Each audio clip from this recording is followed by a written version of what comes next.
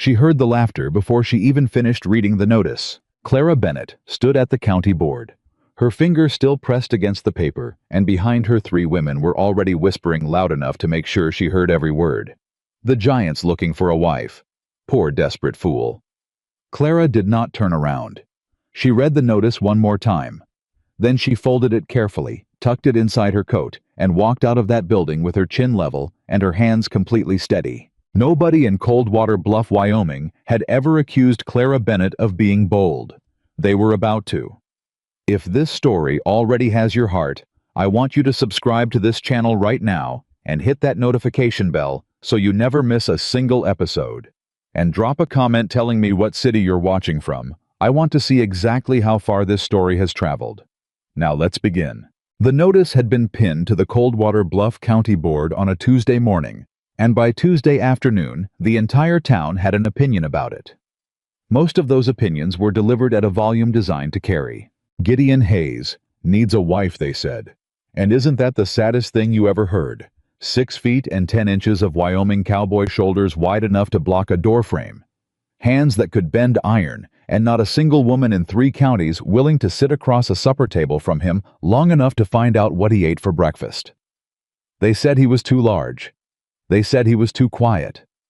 They said there was something wrong with a man that big who didn't feel the need to prove it every 5 minutes, because what kind of man just stood there, calm and still, and watching, without saying a word to put you at ease? The kind that frightened you, they decided.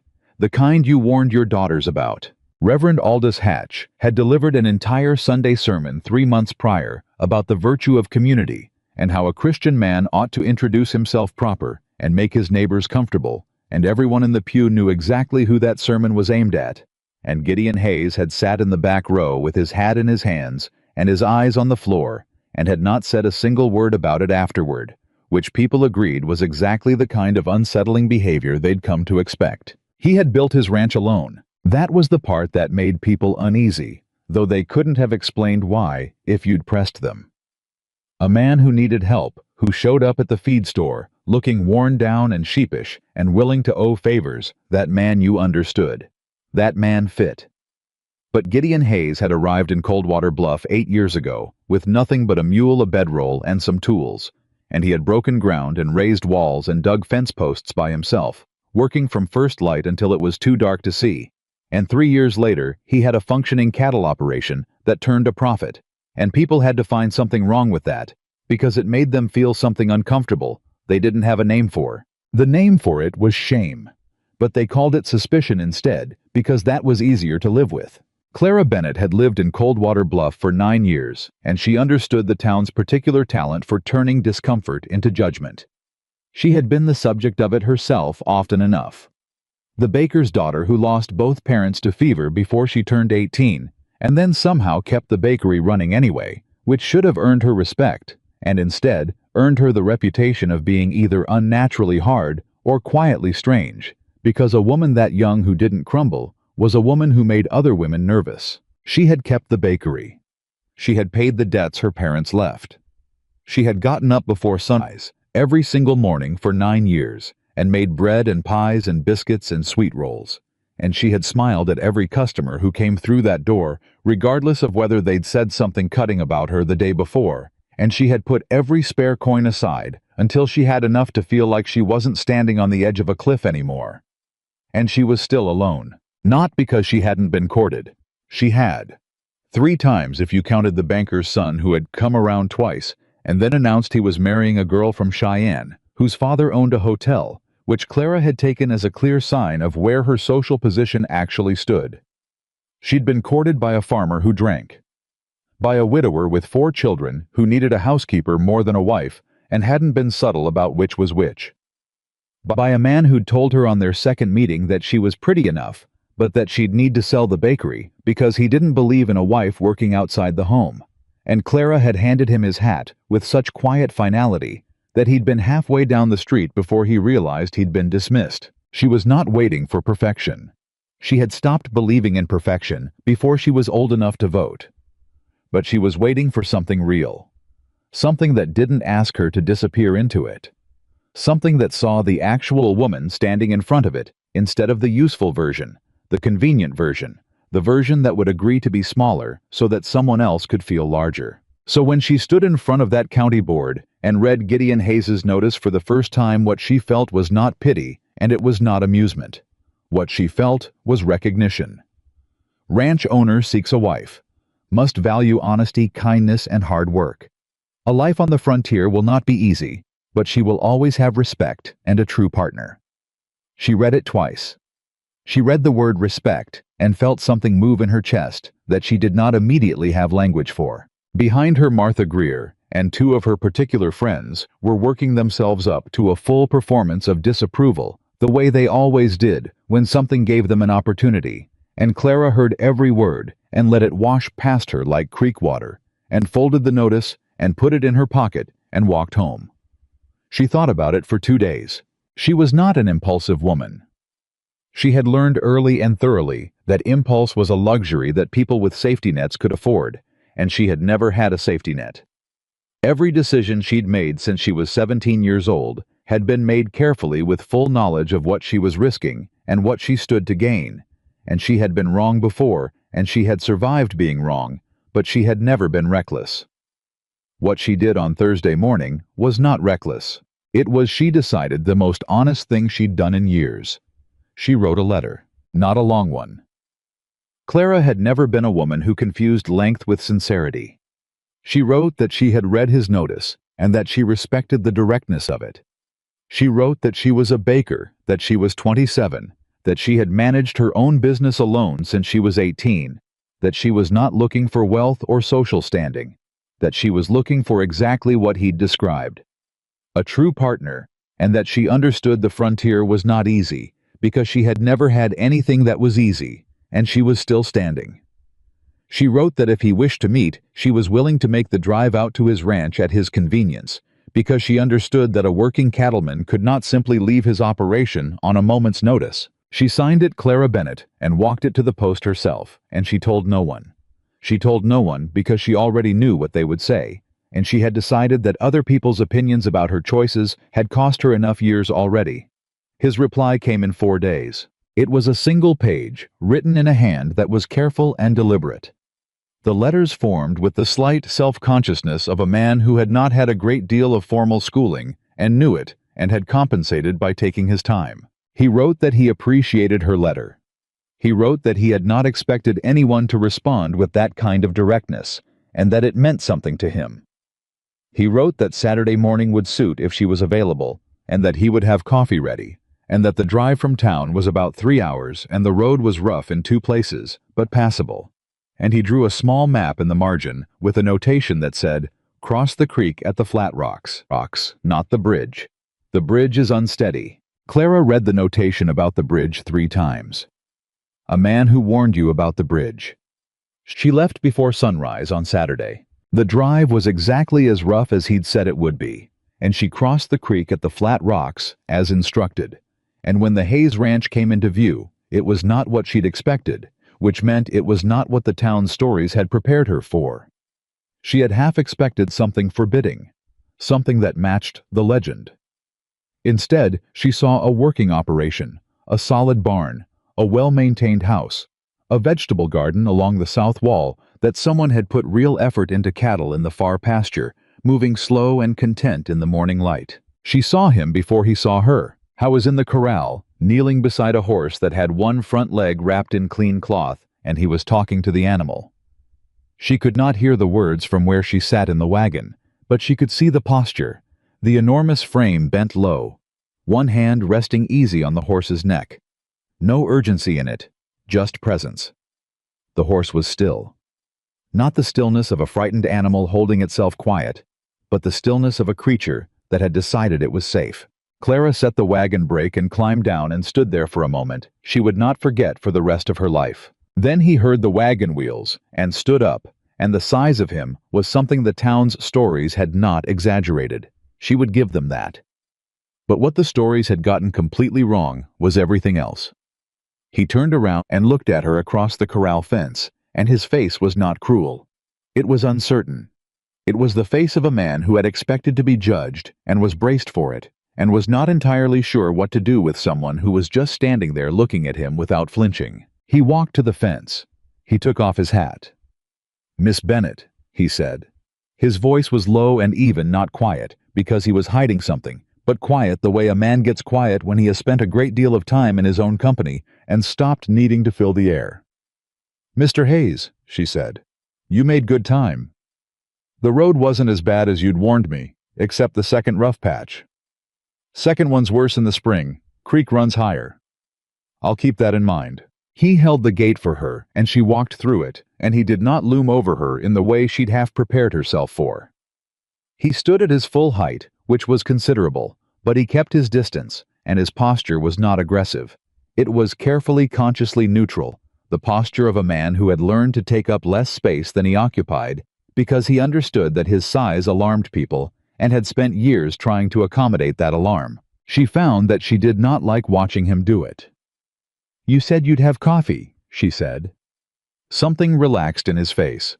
Not a smile exactly, but the thing that precedes a smile, in a person who has nearly forgotten how.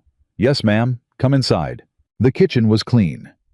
Not the kind of clean that happens when a man panics before company arrives, but the everyday clean of someone who lived with order, because disorder cost him something. The coffee was already poured.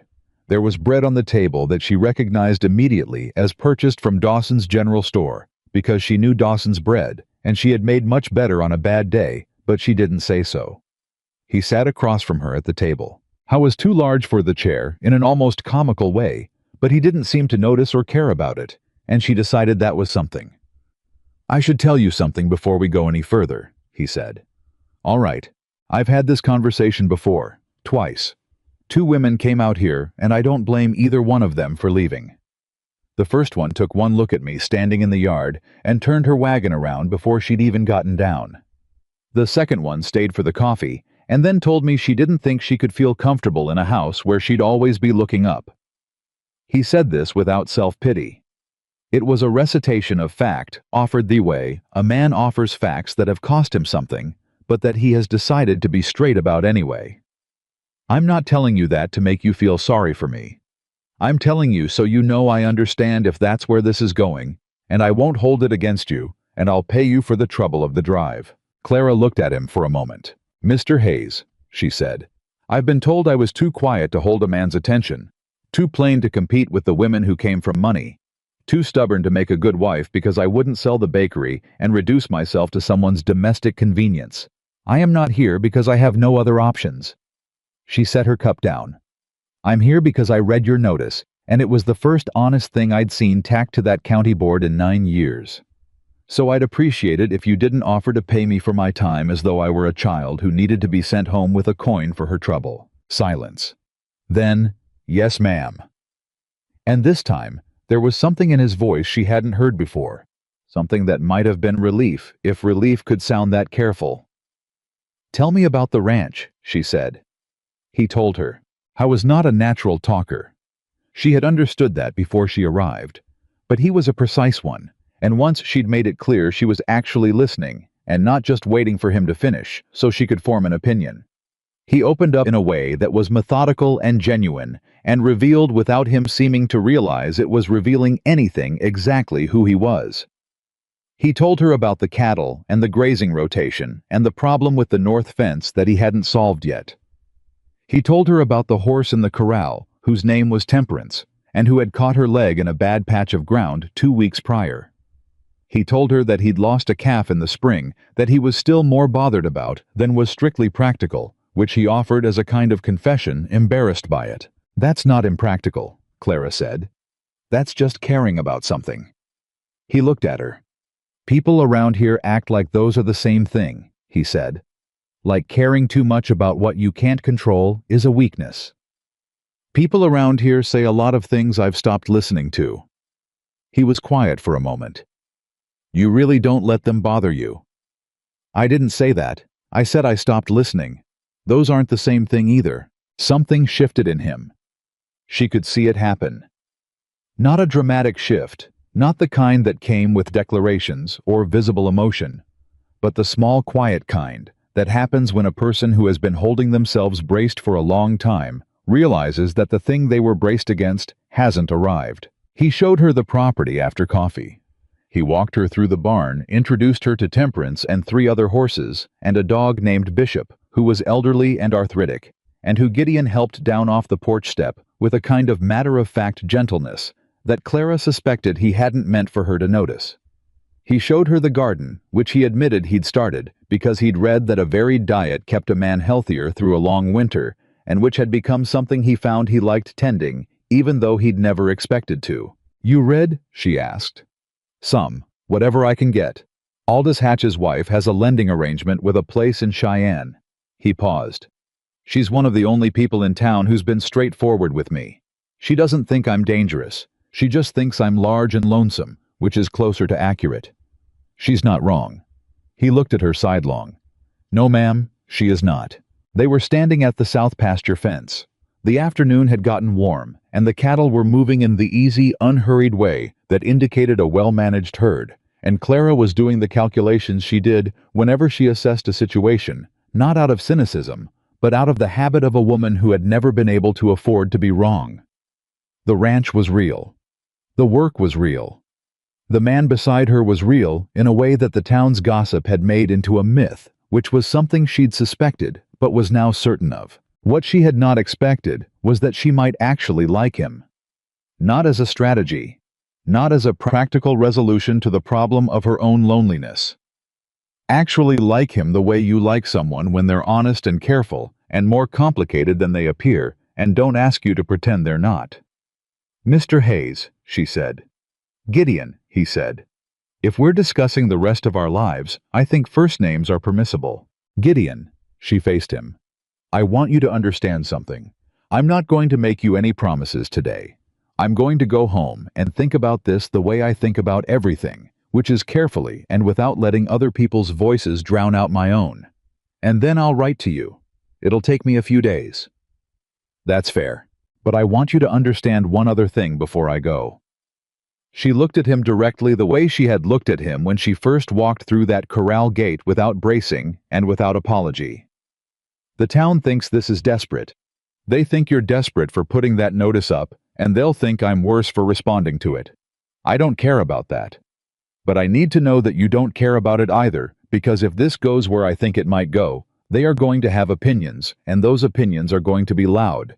And I need to know you can stand beside me and let them be loud without it costing you more than you can give." Howe was quiet for long enough that she thought he was formulating an answer carefully. Then he said, "Miss Bennett, I built this entire ranch with people telling me I didn't belong here. I've sat through sermons aimed at me by name. I've had men cross to the other side of the street rather than walk past me. I've had women snatch their children back from the boardwalk when I came into town like I was something they needed to protect their kids from." He said all of this without bitterness. It was just the accounting of it the way you tell someone the weather. This is what has been, and it has not broken me. I don't need the town to like me. I stopped needing that a long time ago. What I need is one person who doesn't walk away. Clara held his gaze. "All right," she said. She drove home as the sun dropped behind the hills, and she thought about everything. The whole 3 hours, and when she arrived in Coldwater Bluff, she made her bread for Sunday morning, and she sat at her kitchen table with a cup of tea, and she thought about what she wanted, actually wanted, not what was safe or sensible, or what would cause the least amount of comment at church. She thought about a man who helped an old dog off a porch step and whispered to a frightened horse and grew a garden because he'd read it was healthy and had kept growing it because he found he liked it.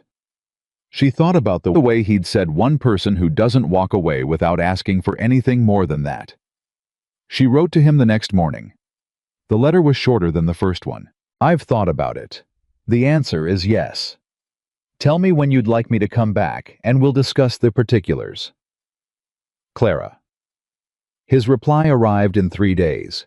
It was shorter than his first letter, too. "Saturday. I'll fix the bridge before you arrive." Gideon Clara read that and laughed alone in her kitchen, the first real laugh she'd had in longer than she could remember. The town noticed, of course, the way the town always noticed. Word traveled from the county office to Dawson's General Store, to the Aldrich Hotel, to the church social, in approximately 4 days, which was about as fast as scandal moved in Coldwater Bluff, and by the end of the week, Clara couldn't walk to the well without someone finding a reason to position themselves nearby. Martha Greer made her approach on Wednesday with the particular gentleness of a woman who was about to say something unkind and had dressed it up as concern. "Clara, honey," she said, taking her by the arm just firmly enough to make stopping feel like the path of least resistance. "I only want what's best for you, you know that." "I know you believe that," Clara said, which was different. "People are worried. You're a sensible woman. You have a business. You have a reputation in this town, and I think you need to consider what it means to associate yourself with someone like what Martha?" Martha's mouth did a thing it did when she was recalibrating. "Someone with his history. The rumors." "What history? What rumors? Name one." A pause. "People say he's violent." "Has he ever been charged with violence? Has there been a complaint against him to the sheriff? Has anyone witnessed him?" "It's the way he looks, Clara. A man that size." "A man that size," Clara said. "Rebuilt a bridge before I arrived, so I wouldn't have to risk a bad crossing. A man that size grows a vegetable garden in the winter because he read that it was good for him. A man that size talks to his horses and helps his dog down the porch steps, and has never once in 8 years given the sheriff a single reason to come to his property." She took her arm back from Martha's grip politely but completely. "I appreciate your concern. I'm going to marry him. If you'd like to attend the wedding, I'd be glad to have you there. If you'd prefer to have opinions about it from a safe distance, I understand that too." She walked away. She could feel Martha's stare between her shoulder blades for the length of the street, and she did not look back. What she had not told Martha, what she had not told anyone, was that something had happened on her second visit to the ranch that had settled the question in a way that no amount of careful thinking could have. She had arrived early before Gideon expected her, because the road was better than the first time, and she'd made good time, and she'd come around the side of the barn to find him in the yard, with 2 boys she didn't recognize, maybe 10 and 12 years old. The older one with a busted lip, and the younger one with the careful stillness of a child who had learned that stillness was protection. Gideon was kneeling on the ground in front of them, not towering over them. Kneeling so his face was at their level, so they didn't have to look up at the full weight of him. He was saying quietly, "I don't need to know what happened. You don't have to tell me. But you're not going home until you've eaten something, and that's not a question." The older boy said with the defensive aggression of a child who'd been told too many times that needing things was a weakness. "We don't need your charity." "I know you don't," Gideon said. "I'm not offering charity. I'm offering biscuits. There's a difference. Charity is when someone gives you something because they feel sorry for you. Biscuits are just biscuits." He paused. "They're not very good ones. I'm not a baker. But they'll do." The younger boy looked up at him. Then he took the biscuit. Clara stood at the corner of the barn and did not move for a long time. She did not make her presence known until Gideon had seen the boys fed and pointed them toward home with a quiet word about the best way back that avoided the road, where Clara understood without being told whatever they were avoiding would be. When he turned around and found her standing there, she didn't say anything about what she'd seen. Neither did he. But something had passed between them. In that silence, an acknowledgement that she had seen something true, and that he knew it, and that neither of them needed to perform any kind of reaction to it. "You're early," he said. "The road was better. I told you it would be in dry weather. You were right." They walked into the house and he poured coffee, and they talked about the north fence problem, and Clara had already made her decision before she'd finished the first cup. The wedding was quiet. Clara had not expected it to be large. She had no family left, and Gideon's family was somewhere in Ohio and not close. But she had expected that some of the town's women, the ones she had served bread and pie and sweet rolls to for 9 years, would come. A few of them did. Edith Hatch, the Reverend's wife, who had always been straightforward. Old Tom Dawson from the general store, who had known her parents, and who shook Gideon's hand and didn't flinch at the size of it. A handful of ranch hands from neighboring properties who respected Gideon's work, even if they didn't always know what to do with the rest of him. The Reverend himself performed the ceremony with the particular professional neutrality of a man delivering a service he had not personally endorsed. Gideon stood at the front of the small church in a suit that had clearly been purchased specifically for this occasion, and that fit him approximately, as well as any suit was going to fit a man of his dimensions, which was imperfectly, but with effort, and Clara appreciated the effort. She wore her mother's dress, which she had let out in the shoulders and taken in at the waist, and she had done her hair herself, and she did not have flowers because she had not thought to arrange them in advance, which was such a Clara thing that she laughed about it quietly to herself while she was waiting to go in. When Gideon saw her walk through the door, his face did not do anything dramatic. He did not look overcome. He just looked at her the way he had looked at her since the first time she'd walked through his corral gate, with the careful, steady attention of a man who has learned not to trust easily and has decided after considerable thought to trust this. She walked to the front of the church. She stood beside him. I was so much larger than her that the Reverend had to look up to address him, and the contrast of it was something Clara heard two women in the back pew whisper about, which she ignored. They said their vows.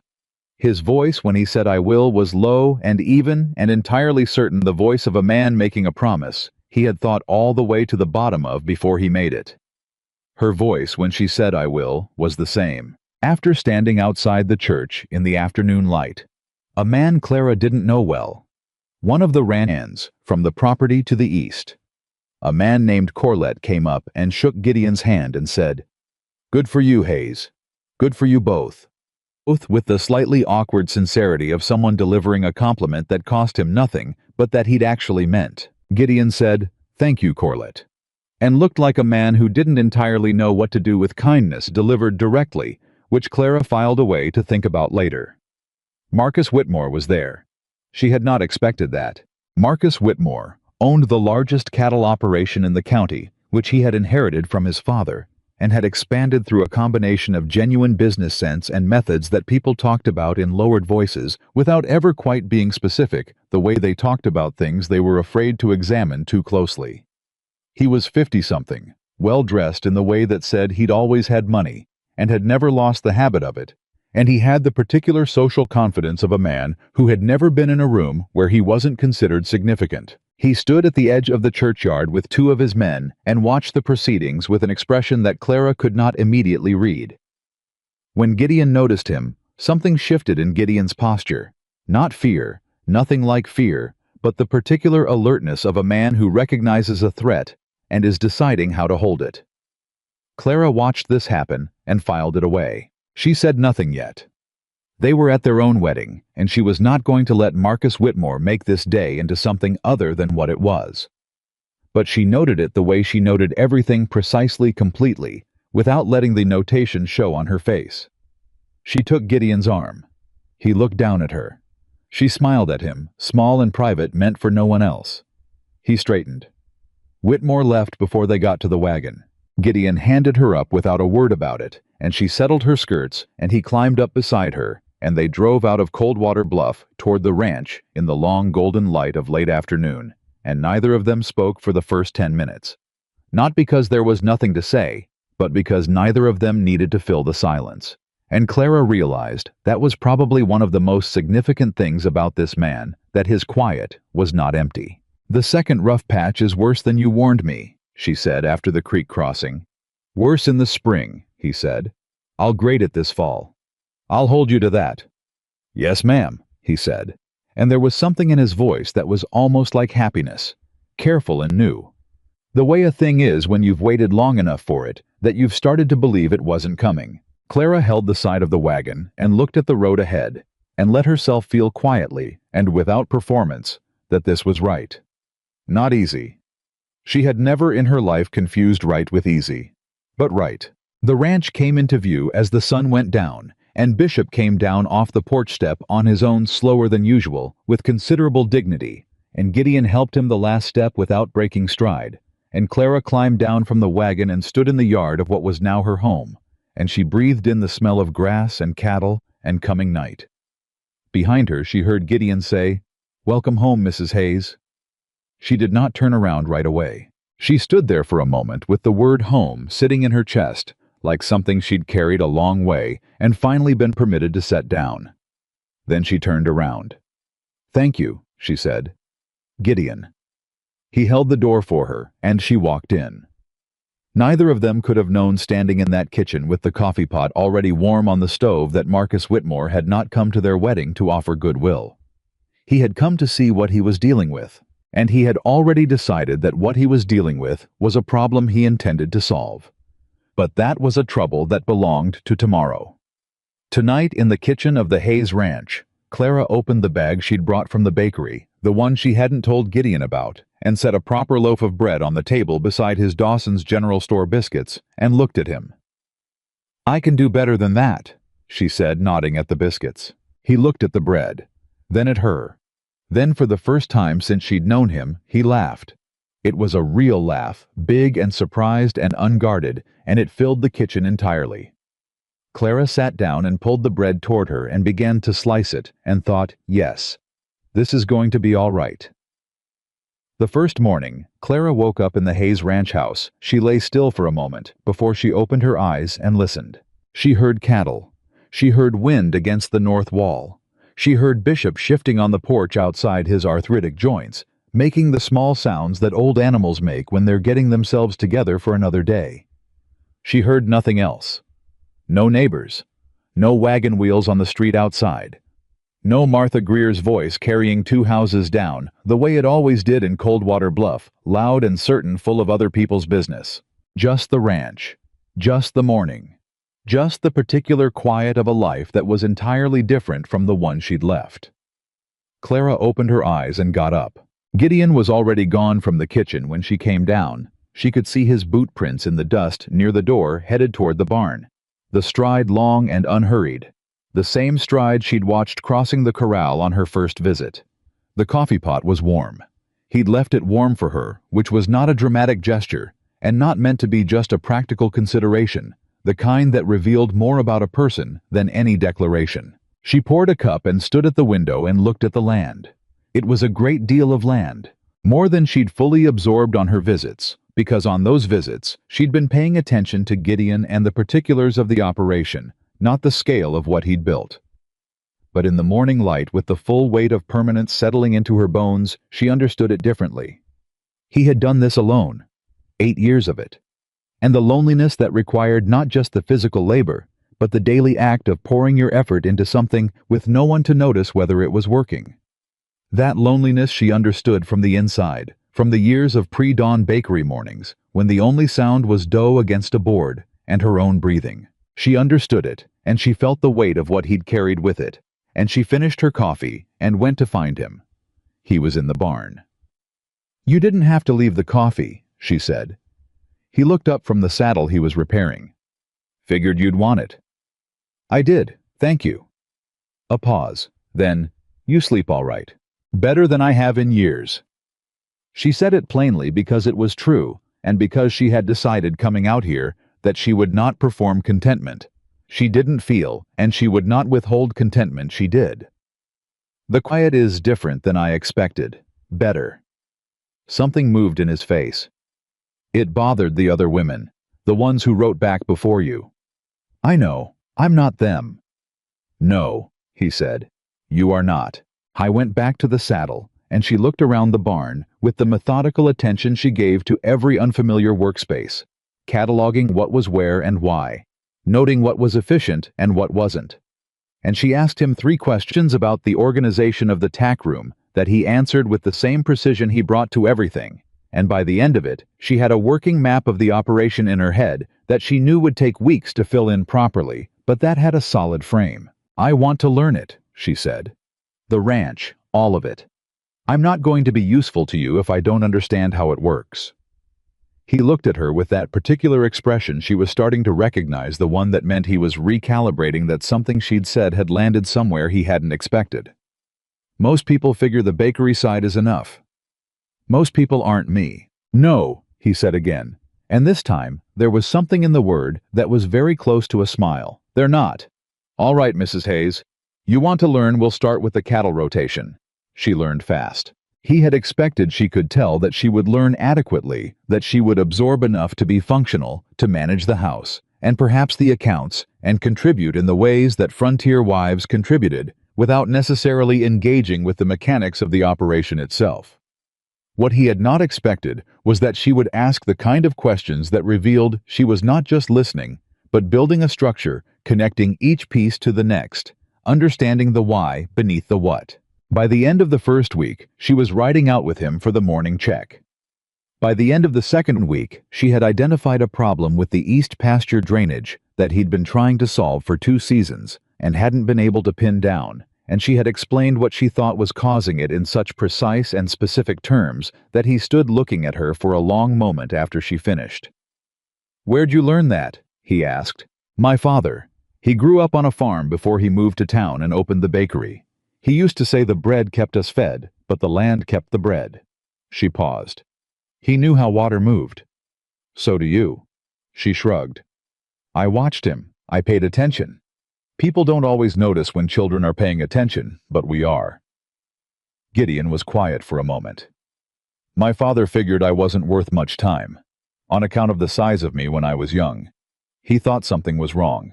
Clara looked at him directly. Something was wrong. With him.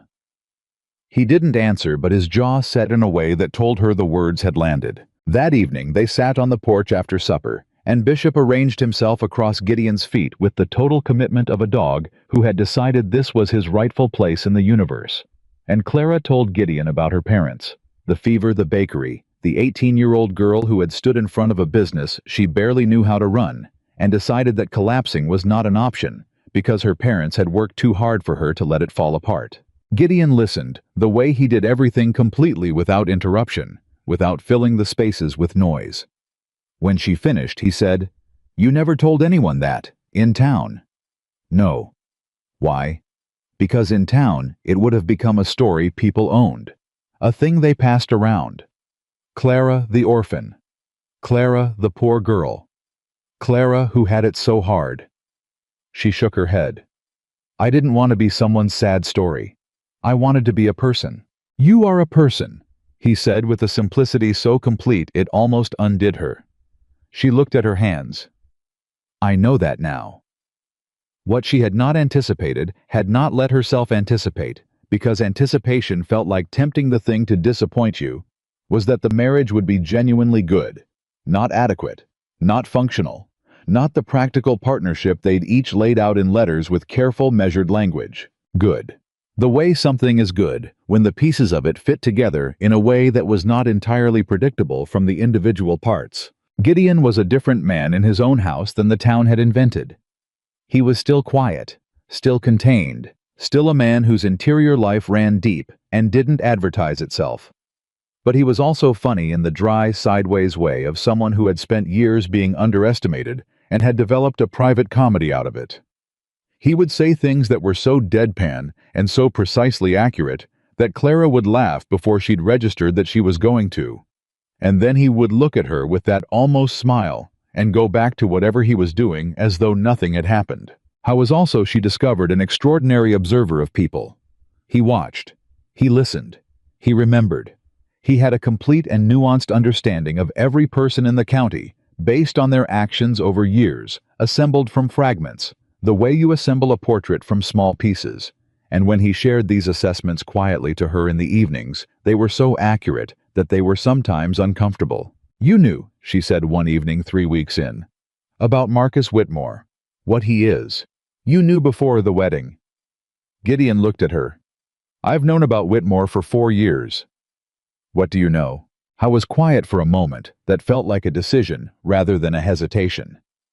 "He's been acquiring land in this county for a long time. Not always through means I'd consider honest. There's a family named Pruitt east of here. Good people worked that land since before I arrived. 2 years ago, Whitmore came to them with a document that said there was an error in their original deed. Turned out the error couldn't be confirmed anywhere except in a paper Whitmore's lawyer produced." He paused. "The Pruitts sold, at a price that wasn't fair, because they were scared and they didn't have money for lawyers." Clara felt something go cold in her. "And nobody did anything." "Nobody could prove anything. Still can't. The papers looked right. The lawyer from Cheyenne said they looked right. The county clerk signed off." He looked at his hands. "A man like Whitmore doesn't need to do anything that looks wrong from the outside. He just needs enough money to make things look right. And his ranch borders yours. On the north side. She looked at him. Gideon. I know. You've been waiting for him to come for your land. He met her eyes. I've been hoping he wouldn't. Those are different things. The silence between them was serious and complete. Then Clara said, Tell me everything you know. All of it. Every piece of it. He looked at her for a moment. Clara. This is my ranch now too, she said. That's what we agreed to. Partners. So tell me. He told her. It took 2 hours, and she asked questions throughout, precise and specific, the same questions she'd asked about the cattle rotation and the east pasture drainage, because information was only useful if you understood its structure. By the time he finished, she had the shape of it clearly in her mind. Whitmore, the land acquisitions, the pattern of the documentation errors that were too consistently convenient to be accidental. The lawyer from Cheyenne named Aldridge, who appeared in multiple transactions. The county clerk whose spelling of certain names had a peculiar inconsistency across documents separated by years. She did not say what she was thinking yet. She said, Thank you for telling me. He said, I should have told you before the wedding. Yes, she said. You should have. But you were protecting me. Trying to. Don't do that again. I can't be a real partner in this if you're protecting me from the things I need to know. He looked at her, and something in him settled that she hadn't realized was unsettled. All right. All right, she agreed. She lay awake for a long time that night, turning over what she'd been told, finding the edges of it, looking for where she could get purchase. She was a woman who understood paper. 9 years of business accounts, tax records, supply, invoices, debt documents. She understood paper, the way she understood bread dough from the inside, the way it behaved under pressure, where it was likely to give, and where it held. Whitmore was doing something with paper. The question was where the seam was. She started making quiet inquiries the following week. Not loud ones. She had learned long ago that the fastest way to ensure a thing didn't happen was to announce that you were trying to make it happen. She started with what she had access to, legitimately the county record office, where she went one Tuesday morning, under the simple pretext of reviewing the deed documentation on the Hayes property, now that she was co-owner. The clerk was a young man named Edgar Sims, who was 23 years old and visibly intimidated by women who knew what they wanted. Clara was polite and specific and completely clear about what she needed to see, and Edgar Sims found her everything she asked for, with the desperate efficiency of someone hoping that complete compliance would end the interaction quickly. Clara sat at the record table for 3 hours. She found 4 things that interested her. The first was that the Hayes property deed, originally filed 8 years ago, had a notation in the margin that she didn't recognize the purpose of a small alphanumeric code that appeared on no other document she'd been provided. The second was that the Pruitt property deed, which was in the public record as a completed sale, had a witnessing signature from a notary whose name she'd seen on 2 other Whitmore-adjacent transactions. The third was that 2 properties adjacent to the Hayes Ranch, both acquired by Whitmore in the past 5 years, had deed corrections that cited the same underlying surveying report. A report that, as far as she could tell, had never been entered into the county record as a standalone document. The fourth thing was the smallest, and the one that made the space behind her sternum go very still. The Hayes deed had been accessed. The record of access was a small notation in pencil at the bottom of the file page, the kind of notation that was meant to be administrative rather than informative. It logged the date and the purpose of any official review. There were 2 entries she'd expect: Gideon's original filing and a routine county audit from 3 years ago. There was a third entry, 11 months ago. The notation of purpose was listed as surveying reference, which was a legitimate category. The name in the entry was Aldridge, the same Cheyenne lawyer who appeared in every Whitmore transaction. Clara sat very still at that record table for approximately 60 seconds, doing nothing except absorbing what she was looking at. Then she closed the file, thanked Edgar Sims for his help, and walked out of the county record office into the bright Wyoming afternoon, and drove home at a pace that was somewhat faster than strictly safe on the second rough patch. Gideon was at the north fence when she arrived, the problem she'd flagged on her second visit finally being addressed, and she did not call out to him from the yard because whatever she had to say needed to be said inside, not shouted across an open field. She waited. She made supper. She set it on the table. When Gideon came in and washed up and sat down, she watched him take 2 bites of the stew she'd made, and then said calmly, "Aldridge reviewed our deed 11 months ago." Gideon's fork stopped. He set it down. He looked at her across the table, and the stillness in him was not the absence of feeling, but the very opposite.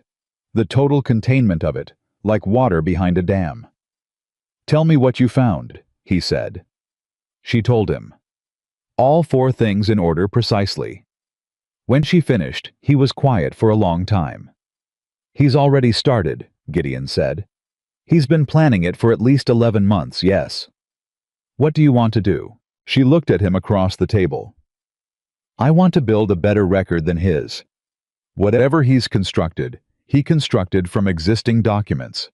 That means the flaws are in the existing documents, and the flaws can be found. That takes time. Yes. It takes money, lawyers. I have the bakery accounts. The money is there. Clara, that's your—" "It's ours," she said the same way she'd said this is my ranch now too. Not loudly, not combatively, just completely. "We agreed, partners, so it's ours. And I'm not going to sit here and watch a man with a Cheyenne lawyer dismantle what you've spent 8 years building because we were too cautious to fight back properly." He looked at her for a long moment. "You're not afraid of him," he said, and it was not quite a question. "I'm afraid of what happens if we do nothing," she said. "That's a different thing." Something shifted in the room in the particular way rooms shift when the balance of a thing tips and settles into a new configuration. Then Gideon said, "All right, tell me what you need." She needed time in this county records. She needed to correspond with a lawyer she'd heard of in Laramie, a man named Thatcher, who had a reputation for taking cases where the paperwork didn't smell right, which was the description Edith Hatch had used when Clara had found a reason to ask her about land disputes over a cup of tea at the church social. She needed to talk to the Pruitts, not about Whitmore directly, but about what their original deed had said, because she had a specific question about a notation that she suspected they could answer if they still had the copies their own lawyer had kept. She needed most of all for Gideon to trust her enough to let her do this her way. He did. That trust extended completely and without condition was something she had not known she needed until she had it. The Pruitt visit was arranged with the careful indirection of a woman who understood that people talked and that Whitmore's reach in this county likely included sources of information she hadn't yet identified. She went on a Saturday under the plain pretext of delivering bread. She had started a small arrangement with 2 neighboring ranches, trading baked goods for various supplies, which Gideon had described as unnecessary, and which she had described as good neighboring, and which had already yielded in 3 weeks more information about the county than 8 years of Gideon's observation, because people told women things they didn't tell men, particularly women who brought bread. Nora Pruitt was 45, and had the careful eyes of a woman who had been burned, and knew it, and was not ready to be burned again. She took the bread with genuine thanks, and offered coffee, and was polite and cautious, until Clara, seated at her kitchen table, said quietly, "I'm not here about the land. I'm here because I've been looking at county records, and I found something in your old deed file that doesn't match the surveying report Whitmore's lawyer cited, and I need to know if your own copies show the same thing." Nora Pruitt set her coffee cup down very carefully. She looked at Clara for a long moment. Then she said, "Gerald, come in here."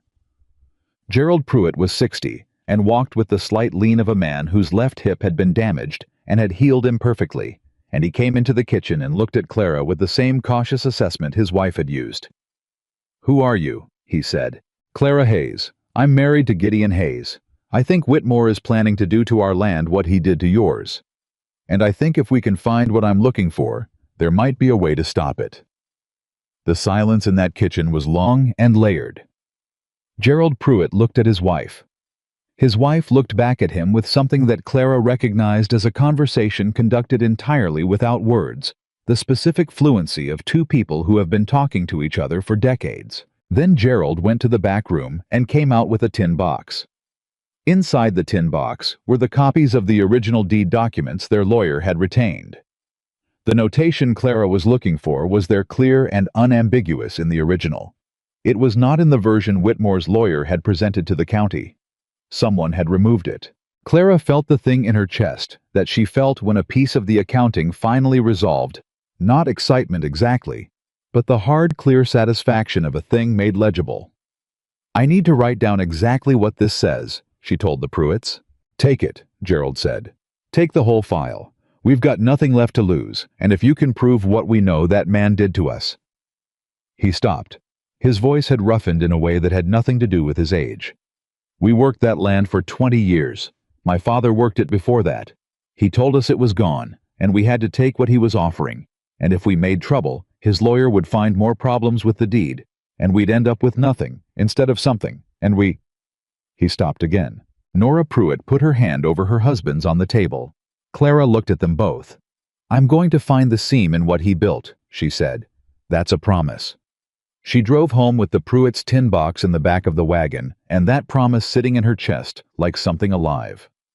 The trouble arrived before she was ready for it. It was a Thursday, exactly 6 weeks after the wedding, and Gideon had gone to town for feed supplies, and Clara was in the house going over the Pruitt documents alongside her notes from the county records when she heard a horse in the yard. Not one horse. 3. She went to the window. Marcus Whitmore, dismounted in her yard, with 2 men she recognized as his ranch hands. Large, deliberate men, the kind that wealthy ranchers kept on payroll for purposes that extended beyond cattle management. She did not go to the door immediately.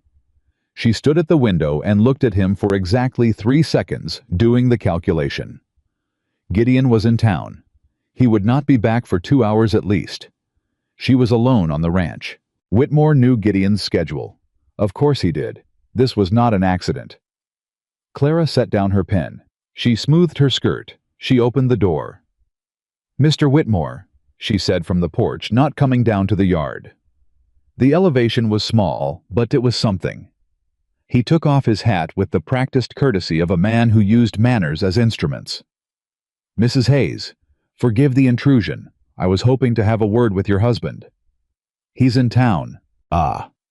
A pause constructed to seem like disappointment. "Well, perhaps I might leave a message." "You're welcome to," she said. "Though I'll tell you now that anything you'd say to my husband, you can say to me. We don't keep separate business." Something moved in Whitmore's eyes. Not surprise, she suspected very little, genuinely surprised him, but a recalibration fast and invisible to anyone not watching for it. "Of course," he said. "It's actually quite simple. I've been reviewing some land records in the area. I have a surveying project underway for my own purposes, and I noticed what appears to be an irregularity in the Hayes deed. Nothing serious, I'm sure, but the kind of thing that would be much better addressed proactively before it became a legal complication."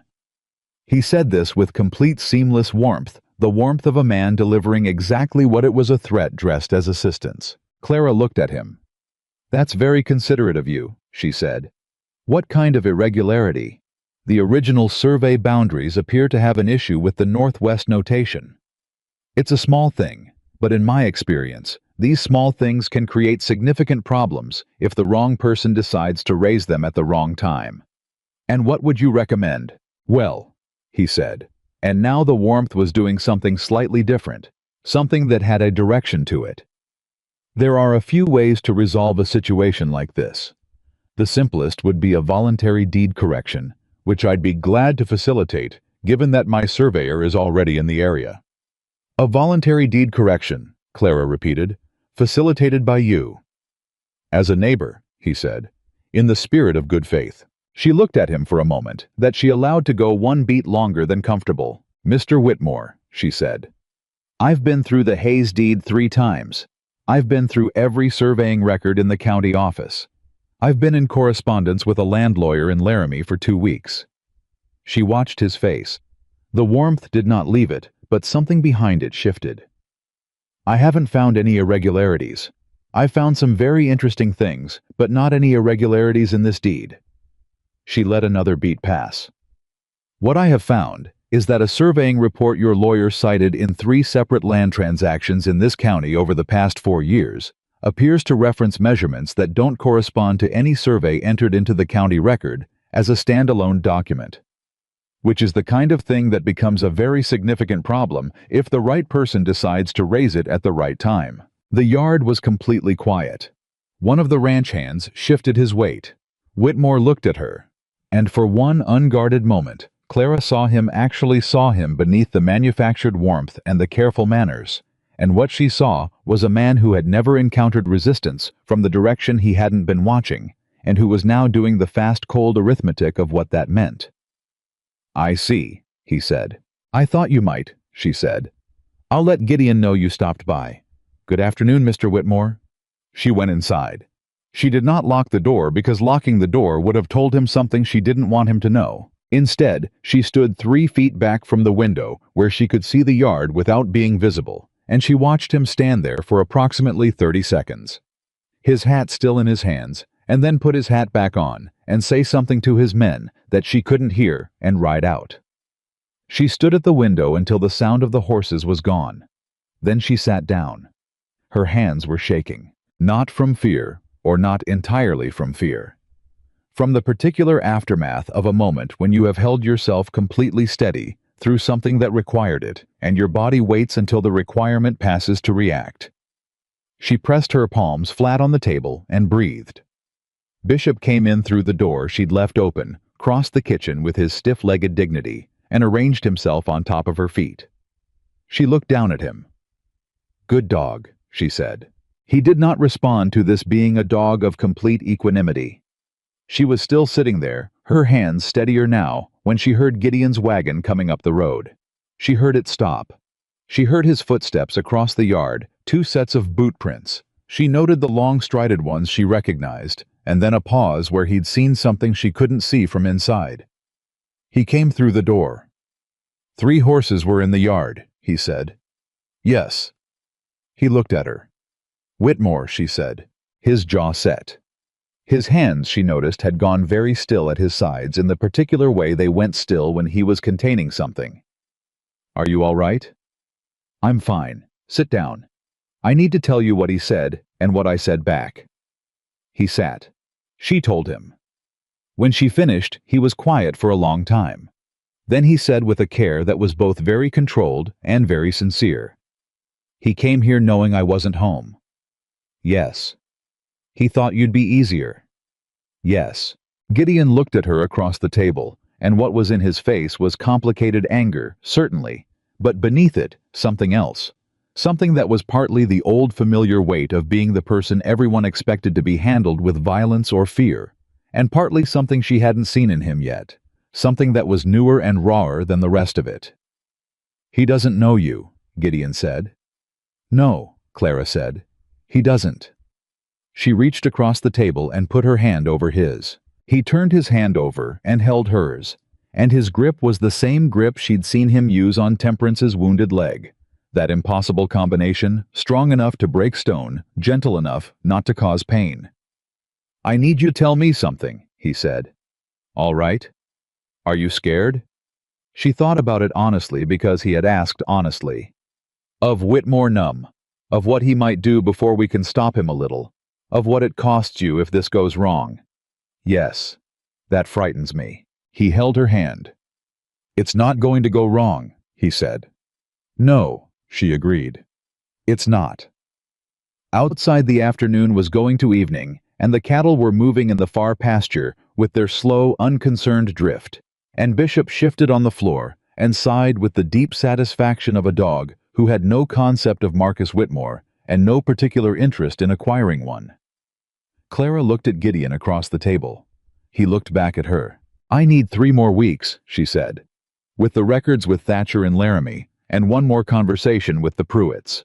3 weeks, and I'll have enough to take to someone who can do something with it." "3 weeks," he said. "Can you keep him off our land for 3 weeks?" Gideon looked at her with the quiet certainty of a man who has spent 8 years doing exactly that. "I've kept him off it for 4 years already." "Then we keep going.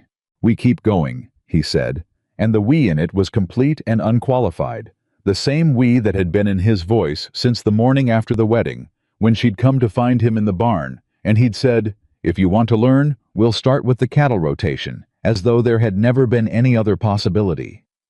She squeezed his hand once and let go. Supper needs another 20 minutes, she said. I'll check on Temperance, he said. He went out. She stood at the kitchen window and watched him cross the yard and thought about what was coming and what it was going to take and whether they had what it took. And then she thought about Marcus Whitmore's face in that unguarded moment and decided that yes, they had enough. They had considerably more than he was expecting. And he had no idea. The 3 weeks Clara had asked for turned into 2. Not because she found everything faster than expected, because Whitmore moved first. It was a Monday morning, 10 days after his visit to the ranch, when Edgar Sims appeared at the Hayes property with the expression of a man who had been sent somewhere he did not want to go and was attempting to look official about it. He was carrying a document case, and he kept his eyes on the middle distance in the particular way of someone who has been told to deliver a message and has been advised not to engage with the recipient beyond the delivery. Clara saw him coming from the barn. She got to the yard before Gideon did. Mr. Sims, she said. He startled. Mrs. Hayes, I have a notice, from the county, for Mr. Hayes. I'll take it. It's addressed to Mr. Hayes. And I am Mrs. Hayes, co-owner of record on the deed you have in your office. I'll take it. Edgar Sims handed it over with the relief of a man whose only goal had been to complete an assigned task, and who did not care about the particulars. She opened it there in the yard with Sims still watching, and Bishop at her ankles, and the morning not yet fully warm. It was a formal notice of deed dispute. The language was legal and careful, and constructed by someone who knew exactly how to make something that was not legitimate look exactly like something that was. It cited surveying irregularities in the northwest boundary of the Hayes property. It named the standalone surveying report Clara had already noticed was missing from the county record. It requested that Gideon Hayes appear at the county office within 14 days to address the discrepancy. It was signed by Aldridge, from Cheyenne. Clara read it twice. Then she folded it with the same careful precision she'd used on Gideon's original notice on the county board, the first thing she'd ever held of his. She looked at Edgar Sims. Thank you, Edgar, she said. You can tell whoever sent you that we received it. He left faster than he'd arrived. She was still standing in the yard when Gideon came out of the barn. He read the notice. He read it once, and his face did the thing she'd learned to watch for the complete stillness. The deep containment, the water behind the dam. Then he looked up at her. He's filing a claim, he said. He's beginning the process of filing a claim. There are steps between this and an actual proceeding. She took the notice back from him. He moved faster than I expected, which means he knows we're looking. How would he know? She thought about it. Edgar Sims is 23 years old and nervous, and probably talks to someone who talks to someone. Or Whitmore has his own source in the county office. Or he saw your wagon outside the record building on one of my Tuesdays and drew the right conclusion. She paused. It doesn't matter how he knows. What matters is that we're now on his timeline instead of ours. Gideon looked at the notice in her hand. 14 days. 14 days. Can you do what you need to do in 14 days? She did not answer immediately because she was the kind of woman who did not answer questions until she was certain, and she was running the calculation in real time. What she had, what she still needed, what was accessible in 14 days, and what wasn't. I can do enough, she said finally. But I need to go to Laramie. He looked at her. I've been corresponding with Thatcher by letter, she said. That's not going to be sufficient anymore. I need to sit across from him with the Pruitt file and everything I've copied from the county records, and I need him to tell me face to face what we can actually use. Laramie is 2 days' ride. I know. The ranch. Corlett's boy is looking for work. You said so last week. Hire him for the week. Gideon was quiet for a moment. Not the hesitation of a man who disagreed, but the pause of a man who was absorbing a series of facts and arriving at the only logical conclusion they pointed to. I'll drive you, he said. You need to stay here. If you disappear to Laramie for a week right after receiving that notice, Whitmore will know we're running for a lawyer. If I go on my own, I'm a woman visiting a city which nobody will find remarkable. She met his eyes. "Let me do this part." He did not like it. She could see that completely clearly. But he nodded. "Take Bishop," he said. She looked at the elderly arthritic dog at her feet. "Gideon. He's better company than he looks." She left the next morning before sunrise with the tin box and her document folder, and Bishop on the seat beside her, and she did not look back at the ranch as she drove out because she had made her decision, and looking back was not useful. The road to Laramie was long, and she used every hour of it. By the time she walked into the office of James Thaw, she had everything she was bringing organized in the order she intended to present it, and she had already anticipated 6 questions he was likely to ask. He asked 4 of them. For the other 2, she had answers he hadn't anticipated. Thatcher was 50-something with a narrow face and a precisely trimmed beard, and the watchful eyes of a man who had spent his career reading documents. Other people had constructed to deceive, which had given him a profound and unsentimental appreciation for the ways deception was assembled. I went through everything she'd brought piece by piece, asking questions at intervals that she answered in the same methodical way. She answered all questions completely without embellishment, with every qualitative judgment she offered, labeled as a judgment rather than a fact. He took 45 minutes. Then he sat back and looked at her over the papers spread across his desk. "Mrs. Hayes," he said, "I want to ask you something before I give you my assessment." "All right. How did you know where to look?" "I understand how paper behaves," she said. "I've managed my own business accounts for 9 years. I knew what a falsified document looks like in the way you know what spoiled bread smells like. You don't always know immediately, but something tells you to look more closely." He regarded her for a moment. "You have a case," he said. "Not an easy one. Aldridge is good, and Whitmore has money, and in a territorial court, those 2 things count for a great deal. But the Pruitt document is significant. The missing survey is significant. The access record showing Aldridge reviewed the Hayes deed 11 months ago is extremely significant because it establishes a pattern and a timeline that predates the dispute Whitmore is now claiming arose naturally from a surveying review. Can you take it?" "I can take it. My retainer is not small." "I know what your retainer is. I wrote to ask before I came." She had the money in the bag she'd brought. She set it on the desk between them. He looked at it. "I'll need everything you've brought plus any additional records you can obtain from the county in the next 10 days, he said. "And I'll need a statement from the Pruitts." "I can get both. There's one more thing." He folded his hands on the desk with the deliberateness of a man about to say something he thinks will be unwelcome. "Whitmore is going to come at your husband's character. That's what he does when the paperwork starts to turn against him. He'll use the rumors, the size, the temper, the story the town tells. He'll try to make Gideon Hayes into the kind of man a jury wouldn't trust." Clara looked at him. "Then we'll need witnesses," she said. "People who know who Gideon actually is." "Do you have them?" She thought about Edith Hatch, Tom Dawson, Corlett, the Pruitts, the 2 boys she'd seen eating biscuits in the yard, and whatever family they came from, and whatever story was attached to that. "Yes," she said. "I have them."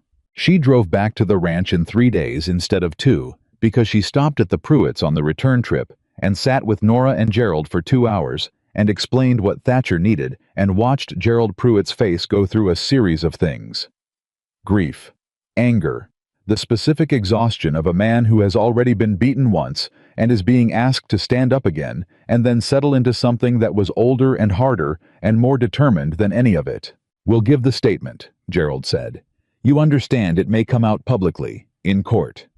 "Let it come out publicly," Nora said from beside him, with the absolute flatness of a woman who had arrived at the far end of being afraid. "Let every person in this county hear what he did." Clara drove home.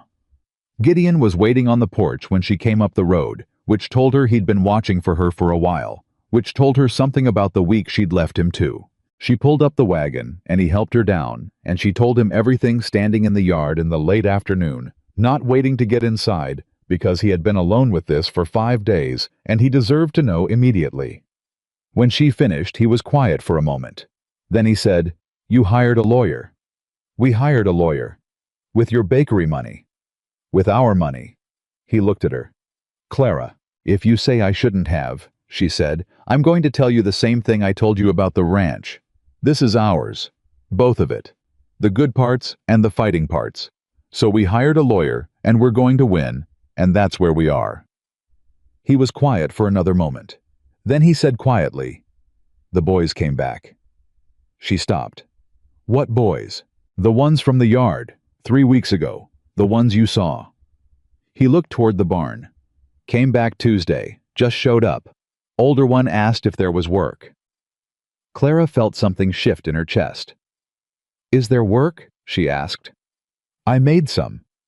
He said it simply the way he said everything, as though it hadn't required any decision at all.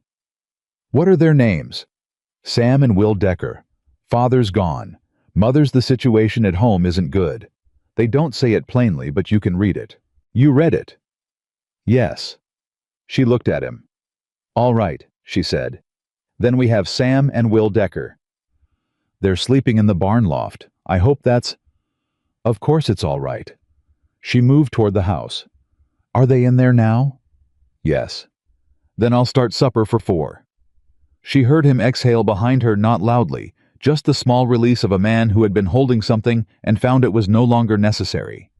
She went inside and started supper. The week that followed was the most intense of her life, and Clara Bennett Hayes had not lived a soft life, so that was not a small thing to say. She made 3 more trips to the county record office, each time with specific targets. The additional documentation Thatcher had identified as necessary. The supplementary access records, the filing history on 2 adjacent properties she'd flagged in her notes. Edgar Sims had stopped being intimidated by her and had started being genuinely helpful, which she suspected had less to do with her and more to do with the fact that Sims was not a stupid young man and had started noticing the same irregularities she was finding, and the discomfort of that had apparently resolved itself into the direction of assisting her rather than the direction of reporting to anyone who might be associated with the irregularities. She sent 4 letters to Thatcher. He sent 3 back. She interviewed Edith Hatch and Tom Dawson on the same afternoon separately at the bakery she still technically owned in Coldwater Bluff, explaining that she needed written accounts of their experience of Gideon's character and being very specific about what useful testimony meant versus what was merely kind. Edith Hatch's account was 12 paragraphs long and included specific incidents and dates. Tom Dawson's was 2 paragraphs long and included 2 specific incidents and dates, and was Clara judged probably more useful because of its precision. She drove back to the ranch that evening to find Gideon and Sam and Will in the yard doing something to the north fence that she couldn't immediately categorize, and the older boy.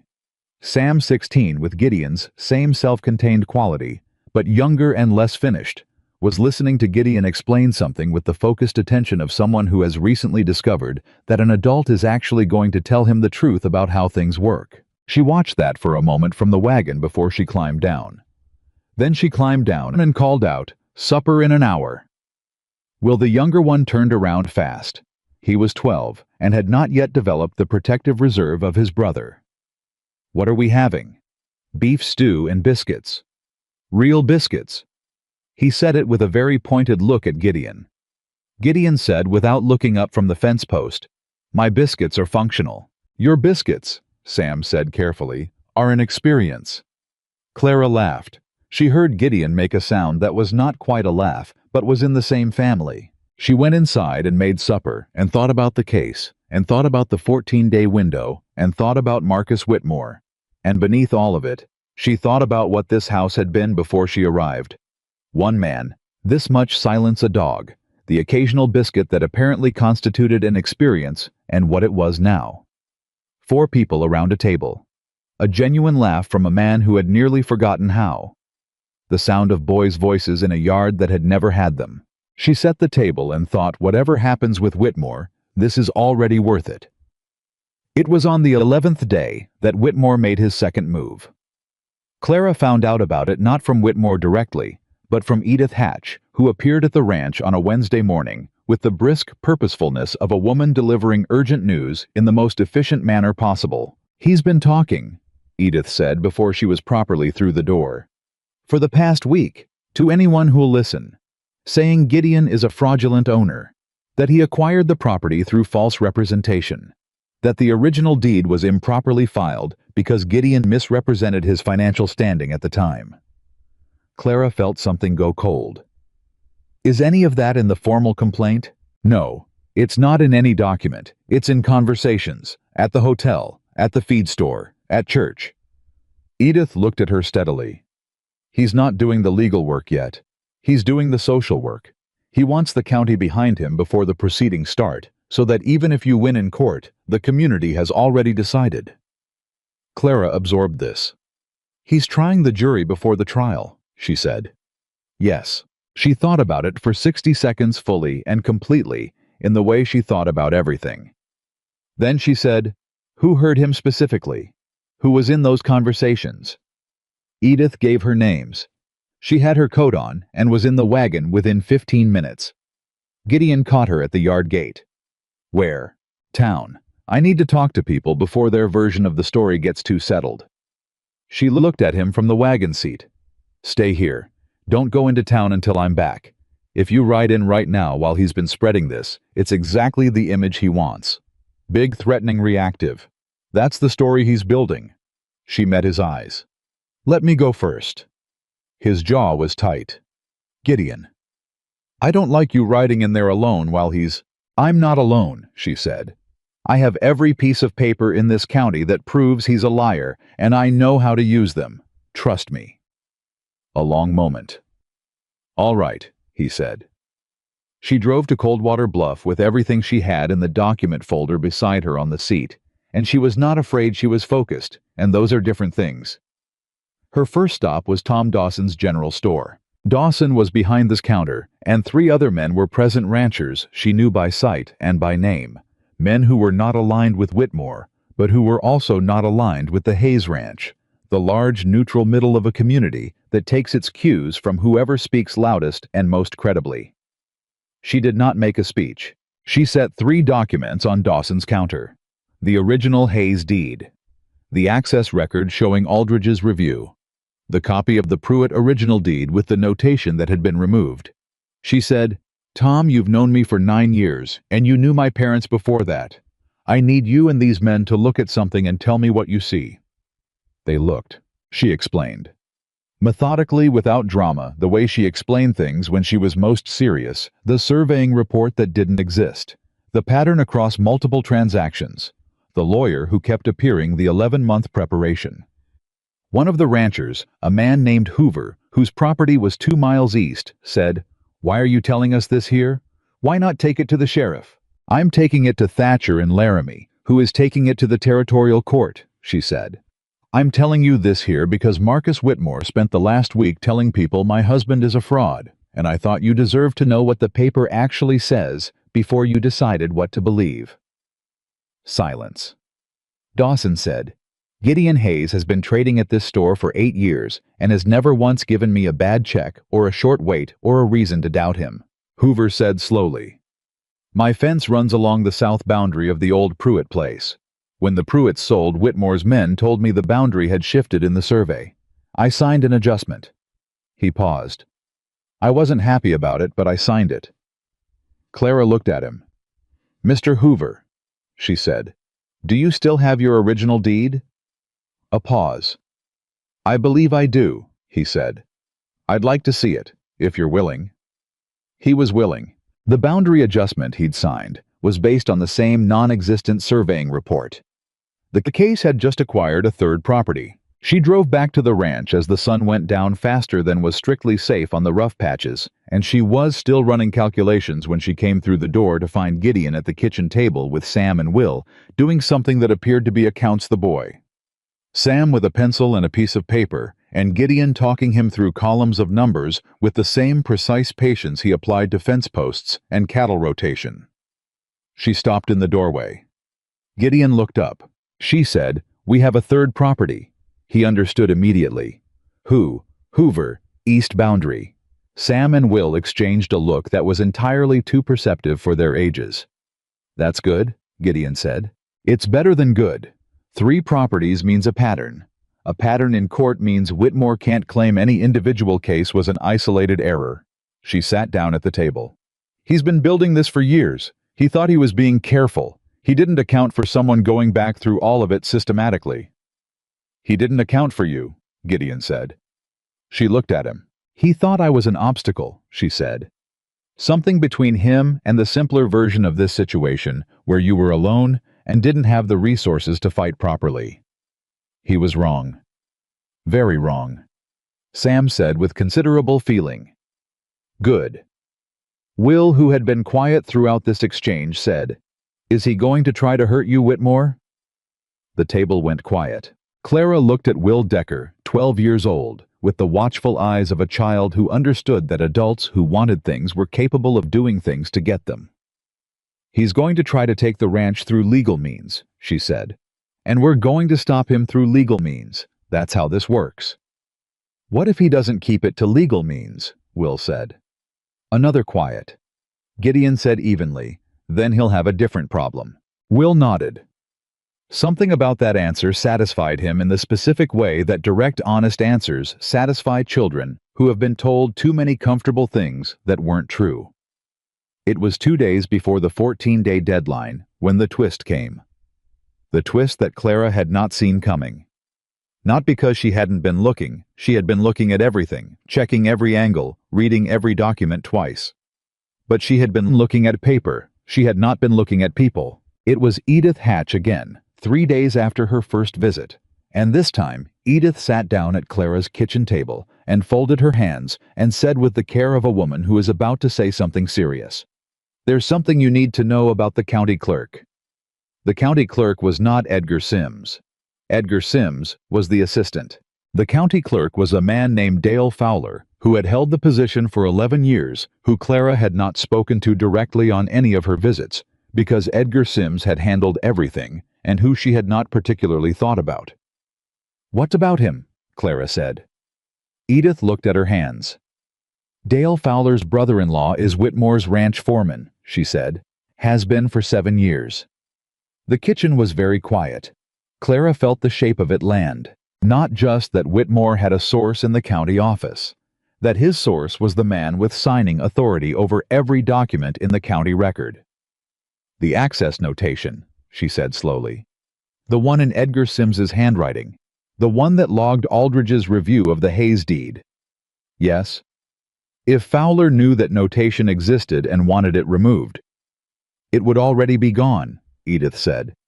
"Unless Sims logged it before Fowler knew to look." Clara sat back. She thought about Edgar Sims. 23 years old, nervous, had become genuinely helpful, had given her everything she'd asked for, with increasing speed and decreasing anxiety once she'd established what she needed. She thought about the access notation. Penciled, small. In handwriting she'd identified as Sims's without ever having verified it against anything else. "I need to go back to the record office," she said. "Clara, today, right now." She was already standing. "If Fowler knows what Sims logged and decides to clean the file before the 14 days are up." She did not finish the sentence. She did not need to. She had the wagon out of the yard in under 5 minutes.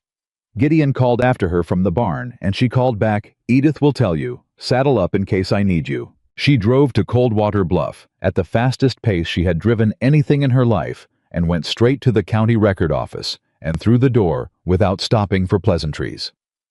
Edgar Sims looked up. She thought he always looked nervous, young, dutiful. But today there was something else in it.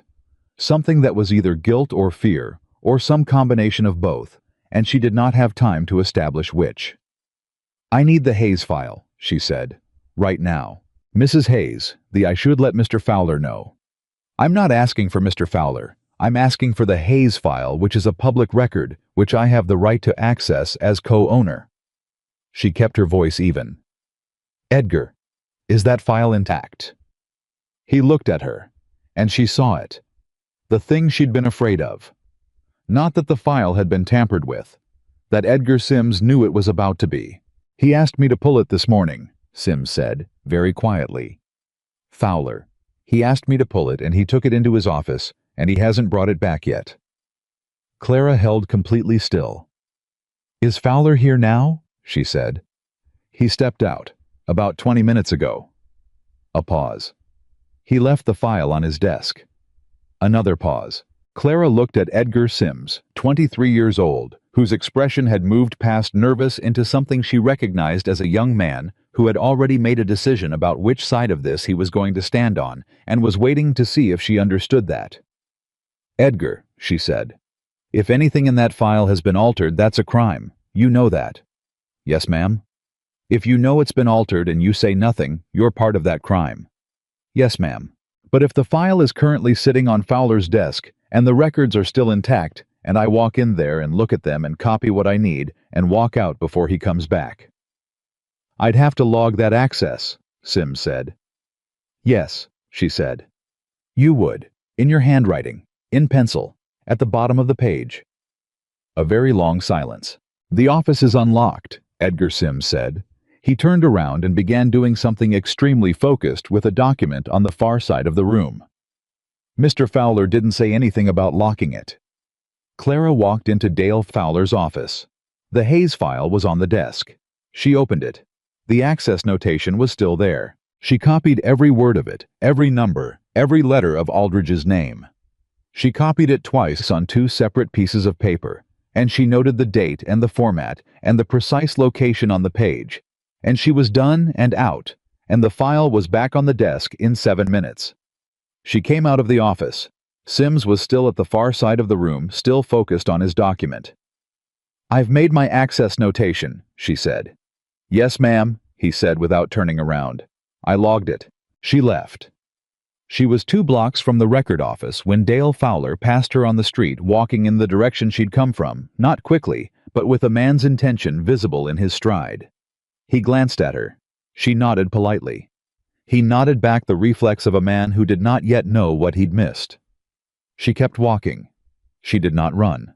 She did not look back. She got to the wagon, and she sat in it for exactly 30 seconds. And then she made herself breathe one full breath in and out, the way she'd made herself breathe after Whitmore's visit to the ranch, when her hands were shaking and Bishop was on her feet. Then she drove. She was halfway back to the ranch when she heard hooves behind her coming fast. Her whole body tightened. Then she recognized the horse. Gideon pulled alongside her wagon at a canter and brought Sadie down to a walk matching her pace. "Edith told me," he said. "I got it," she said. "Both copies. The notation is intact and I have it." He looked at her. "You went in there alone," he said. "There wasn't time for anything else." "Clara, I'm fine. I have what we need." She held up the 2 pieces of paper. "The notation. 2 copies. In my handwriting. Dated today. And Sims logged my access, which means there's an official record of the state of the file as of this afternoon." He rode beside her for a moment. Then he said, "Fowler went back into the record office right after you left. Edith saw him go in." "I know. Whatever he was going to do. He's too late," she said. "We have it. Thatcher has it by tomorrow morning." Gideon rode beside her for another moment, matching the wagon's pace. "When this is over," he said, "I'm going to fix the second rough patch on this road." She looked at him. "You said that before," she said. "I mean it more now." Clara faced forward. The ranch was ahead of them. Behind them, in a county record office in Coldwater Bluff, a 23-year-old clerk named Edgar Sims was logging an access notation in careful pencil, and Dale Fowler was opening a file to find exactly what he'd left in it. And somewhere in a well-appointed office, Marcus Whitmore was about to receive news that the woman he'd dismissed as a baker's wife had just taken something from directly under his hand. But that was behind them. What was ahead was the ranch, and the 2 boys in the barn, and the evening coming down over Wyoming, and 14 days that had just become something Whitmore had not planned for. Thatcher arrived from Laramie on a Thursday. Clara had not told anyone he was coming, except Gideon, and she had told Gideon 2 days prior in the same quiet way. She told him everything important, directly without preamble at the kitchen table over coffee, when the boys were out in the barn, and there was no one to overhear, and no reason to perform anything other than what was true. "He's coming to review everything in person," she said, "before he files. He wants to see the Pruitts and Hoover while he's here, and he wants to see you." Gideon looked at her over his cup. "Me?" "You're the plaintiff. He needs to know who he's representing. What does that mean practically? It means he's going to ask you questions, and he needs to believe the answers. She set her cup down. Not because the answers aren't true, they are, but because how a man delivers truth matters in a proceeding, and Thatcher needs to know you can hold steady under questioning. Gideon was quiet for a moment. You think I'll have trouble with that, he said. I think you've spent your whole life being told your presence is a problem, she said. And I think there's a version of you that walks into a room full of people staring at you and gets smaller to accommodate them. I've seen you do it. She held his eyes. Don't do it in that room. He did not answer immediately. Then, all right. Thatcher came in a hired buggy from the Coldwater Bluff livery and arrived at the ranch mid-morning looking like exactly what he was. A man who dealt in paper and precedent, and had the kind of steady composure that came from spending decades in rooms where the stakes were high and the atmosphere was designed to be unwelcoming. He shook Clara's hand first. Then he looked up considerably, up at Gideon, and he did not flinch, and he did not adjust, and he did not do the thing most men did when confronted with Gideon's full dimensions, which was to compensate by being either overly aggressive or overly deferential. He said, Mr. Hayes, I've read your wife's documentation. You have a strong case and a lawyer who's been building the other side of it for 4 years. Let's talk. Gideon shook his hand. Yes, sir, he said. Come inside. They sat at the kitchen table for 2 hours. Thatcher went through everything. The deed, the access notation, the Pruitt and Hoover documents, the pattern across the 3 properties, the missing survey, Aldridge's repeated appearances, Fowler's relationship to Whitmore's operation. He asked Gideon questions throughout. How he'd acquired the property, what he'd been told at the time of the original filing, whether he'd had a lawyer at the time of the deed, whether he'd had any direct dealings with Whitmore in the years since. Gideon answered each one in the same way. He did everything completely without embellishment, with the quiet precision of a man who had learned to be exact, because imprecision had cost him too much. He did not hedge. He did not minimize. When an answer was complicated, he said so, and then gave the complicated answer anyway. Thatcher took notes. At the end of 2 hours, he closed his notebook. You're a good witness, Mr. Hayes, he said. Gideon looked at him. Is that something people usually tell you? Clara said. No, Thatcher said. Usually I have to coach them for an hour before they stop trying to sound better than they are. Your husband just sounds like himself, which in my experience is considerably more persuasive. He looked at Gideon. When someone questions you in that proceeding, and Aldridge will, he's very good. Stay exactly where you are right now. Don't get bigger and don't get smaller. Just stay here. Gideon nodded. After Thatcher left for his meeting with the Pruitts, Clara stood at the window watching the buggy go down the road, and Gideon stood behind her, and she said without turning around, He's good. Yes, Gideon said. We have a real chance at this. We do. She turned around. Are you scared? She said. She had asked him this before the evening after Whitmore's ranch visit, and he had answered her honestly then, and she expected he would now. Of the proceeding, no. He paused. Of what happens to you if it goes wrong? Yes. It's not going to go wrong. You said that before. I meant it both times. He almost smiled. She thought about the man she'd married, the man the town had constructed from fear and ignorance, the violent brute, the dangerous giant. And she thought about the man standing in front of her, who was afraid of what might happen to her, and not of what might happen to him. And she thought that the distance between those two men was the entire distance between what people said and what was actually true, and that the town's failure to close that distance had cost Gideon 8 years of unnecessary loneliness. She did not say any of this. She said, The boys need supper. He said, I'll get Sam to help with the cattle before dark. They went back to the work of the day, because the work of the day continued, regardless of what was coming, which was something the frontier had taught both of them long before they'd met each other. The proceeding was set for a Monday 10 days out. In those 10 days, 3 things happened that Clara had not planned for. The first was that Edgar Sims resigned from the county clerk's office. She found out from Edith Hatch, who found out from the Methodist minister's wife who had it from someone at the hotel. Sims had handed in his position on the Friday after Clara's visit to the record office, giving no public reason, and had left Coldwater Bluff entirely, which people were discussing with the particular avidity they devoted to departures that seemed to require explanation. Clara heard this and felt two things simultaneously: concern for what it meant and respect for what it cost him. She said to Gideon, "Sims knew what Fowler was going to do to that file. He couldn't stop it, and he couldn't stay and watch it happen, so he left." "Or Fowler told him to leave," Gideon said. "Either way, he's gone.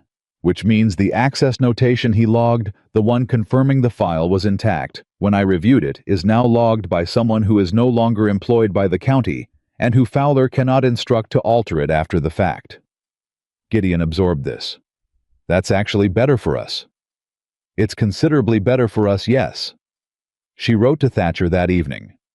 The second thing was Will Decker. Will was 12 and had been living in the Hayes barn loft for 3 weeks now, and he and Clara had developed a specific and unsentimental understanding of each other that was built on the fact that they were both people who watched carefully and said less than they knew, and had learned not to expect adults to volunteer information. He found her at the kitchen table on a Tuesday evening when Sam and Gideon were still outside, and he sat down across from her with the deliberate directness of a child who has decided to say something and intends to say it. "The man who's taking your ranch," he said. "Whitmore." She looked up from her papers. "Yes, he has a man who comes into town on Saturdays. Big man, blonde, rides a gray horse. He's been asking around about Mr. Hayes." Will held her eyes steadily. "Asking about what kind of man he is, whether he loses his temper, whether he's ever threatened anyone." Clara was very still. "How do you know this?" "Sam and me, we know people in town. Kids. Kids go places and hear things and adults don't notice because we're kids." He paused. "This man talked to 3 people we know about. Asked if Mr. Hayes had ever scared anyone. Used threatening language. Put his hands on anyone." She looked at him. "What did the people he asked say?" she said. "Mostly that they didn't know. But one of them, Henry Marsh's boy, he said the man offered him $1 if he'd say yes." The kitchen was completely quiet. $1, Clara said. "Yes, ma'am." She held herself still the way she'd held herself still in Whitmore's face in the yard, and breathed through the cold and deliberate anger of it. "Will," she said, "would Henry Marsh's boy be willing to tell someone official what that man offered him?" Will thought about it. "If you asked him," he said. "He'd tell you if you asked him. He wouldn't tell most people because he'd be afraid. But he'd tell you." "Why me?" Will looked at her with the directness that made him. She thought either going to be extraordinary or going to have a very difficult life, possibly both. "Because you don't treat people like they're small just because they're young," he said, "or poor, or whatever. You just ask them straight." She went to see Henry Marsh's boy on Wednesday morning. How was 14, and he was afraid, and she sat with him for 45 minutes at the back of his father's property, and she did not rush him, and she did not perform reassurance. She couldn't guarantee, because she had promised herself after the Pruitts that she would not make promises she couldn't keep. What she promised him was that his account would be given to a lawyer in Laramie, who would use it properly, and that his name would not be spoken in public without his knowledge. Hy gave her the account. She added it to the file. The third thing was Whitmore himself. He came to the ranch on the Thursday before the Monday preceding, and this time he did not come when Gideon was absent. He came when Gideon was in the yard. Clara was at the window when the horses came up the road. Whitmore and 3 men, 4 horses moving with the unhurried confidence of someone who believes the situation is already resolved. She was at the door before they reached the gate. Gideon was at the fence. He did not move toward them. He stood where he was, the full height of him, the full breadth of him, completely still, the way he was still when he was most contained, and he let them come to him. Whitmore dismounted. "Hayes," he said without the hat courtesy he'd offered Clara.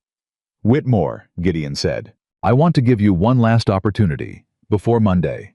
Sign the deed correction, accept a fair payment for the boundary adjustment, and we end this quietly. No proceeding, no public business, no lawyers."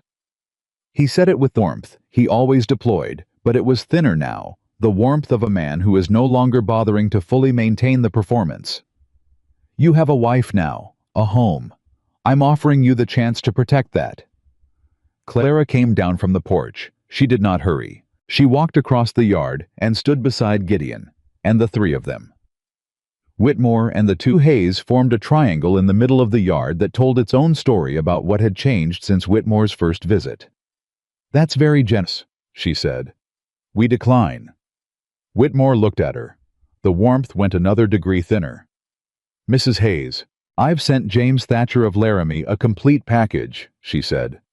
"The Hayes deed, the Pruitt deed originals versus the filed copies, the Hoover boundary adjustment, the access record of Aldridge's review of our file 11 months ago, the testimony of 3 witnesses regarding your representative's attempt to solicit false statements about my husband's character." She held his eyes. "We're not signing anything. And I'd suggest that before you have a conversation with Aldridge about what happens when a fabricated surveying report that's been cited in multiple filings is found to not exist in any county record in the territory." Whitmore was still. Behind him, one of his men shifted on his horse. "You've been busy," Whitmore said quietly. "Yes," she said. "I have." A long pause. "This will not go the way you're expecting," he said. He said it without the warmth, without the performance, without anything but the flat assessment of a man who has been doing something for a long time and does not believe it will stop working now. "No," Gideon said, and his voice came from directly beside her, even and low and absolutely certain. "It won't." Whitmore looked at him, and Gideon looked back. And in that moment, Clara understood something she had been assembling in pieces since the wedding, since the corral gate, since the kitchen table, since the boys with the biscuits, since every evening on the porch and every morning in the barn. The man the town had made into a monster was the calmest person in this yard. He was not performing calm. He was not containing rage and calling it calm. He was genuinely, completely, structurally calm, because the thing he'd been afraid of losing. This losing her, losing the life he'd built, was not going to happen, and he knew it, and that knowledge had cleared everything else away. Whitmore looked at Gideon for a moment that went one beat too long. Then he got back on his horse. He didn't say anything else. He rode out. Clara watched him go. Beside her, Gideon exhaled once. "He's going to make it ugly," he said. "Yes," she said. "He is. You're ready for that." "We're ready for that," she said. "Both of us." The weekend before the Monday proceeding, the town began to shift. This was not something Clara had engineered directly. Though she had laid the groundwork for it, the conversations with Dawson and Hoover and Edith Hatch, the documents she had shown to the men at the general store counter, the specific and unfussy way she had presented facts, rather than appealing for sympathy. What she had planted over weeks was now becoming visible. Hoover stopped Gideon at the feed store on Saturday and shook his hand and said in front of 4 other men that he'd been going over his deed papers and that he intended to speak to Thatcher himself about the boundary adjustment. Dawson put a notice in the window of the general store that said simply in his plain hand that Gideon Hayes had been a customer in good standing for 8 years and that the store vouched for his honest dealings, which was not a dramatic gesture, but in Coldwater Bluff was the equivalent of a declaration. Corlett came to the ranch on Saturday afternoon with 2 of his ranch hands and spent 3 hours helping Gideon and Sam repair the north fence. Not because he'd been asked, but because he'd apparently decided this was the appropriate time to demonstrate something without being required to deliver a speech about it. Gideon, when Corlett left, stood at the finished fence and did not say anything for a long moment. Then he said, "I didn't know they'd—" "I know," Clara said. "I've been here 8 years and I didn't—" "You were alone," she said. "People don't always show up for a man alone. They show up when there's a fight worth showing up for." He looked at her. "You made it a fight worth showing up for," he said. "We did." She said the same way she said everything that was theirs. Sam and Will were sitting on the fence behind them, listening to this exchange with varying degrees of pretending not to. Will said, "Does that mean you're going to win on Monday?" "Yes," Clara said. Sam said with his older brother precision, "You can't know that for certain." "I know we have the right evidence and the right lawyer and the right judge," Clara said. And I know that Whitmore has been doing this for 4 years by staying invisible, and he is no longer invisible. When things are visible, they tend to resolve toward truth." "That's not always true," Sam said. She looked at him. "No," she said. "It's not always true, but it's true often enough to be worth betting on." Sam thought about this with the serious concentration he brought to everything. "Okay," he said. "The morning of the proceeding." Gideon was dressed and at the kitchen table before Clara came downstairs. He had his good suit on, the wedding suit, which still fit him, approximately as well as any suit was going to fit a man of his dimensions, which was imperfectly but with effort, and she still appreciated the effort. He was sitting at the table with his hands around a cup of coffee, not drinking it, just holding it and looking at the surface of the table, with the expression of a man doing an internal accounting that was not yet resolved. She sat down across from him. "Tell me," she said. He looked up. "I keep thinking about the first time I filed this deed," he said. 8 years ago. I walked into that county office, and I was 26 years old, and I'd never owned anything in my life. And the man behind the counter looked at me the same way everyone looks at me. And I put the papers down, and he processed them without making eye contact. And I walked out and stood on the street, and I thought..." He stopped, looked at his hands. "I thought, if I can just hold on to this, if I can just keep it, maybe everything else will come later." Clara waited. "The everything else," he said, "turned out to be more than I knew how to ask for." She looked at him across the table. "Everything else," she said, "was always going to require somebody. I know that now. Do you know the part where we don't lose it today?" He looked at her.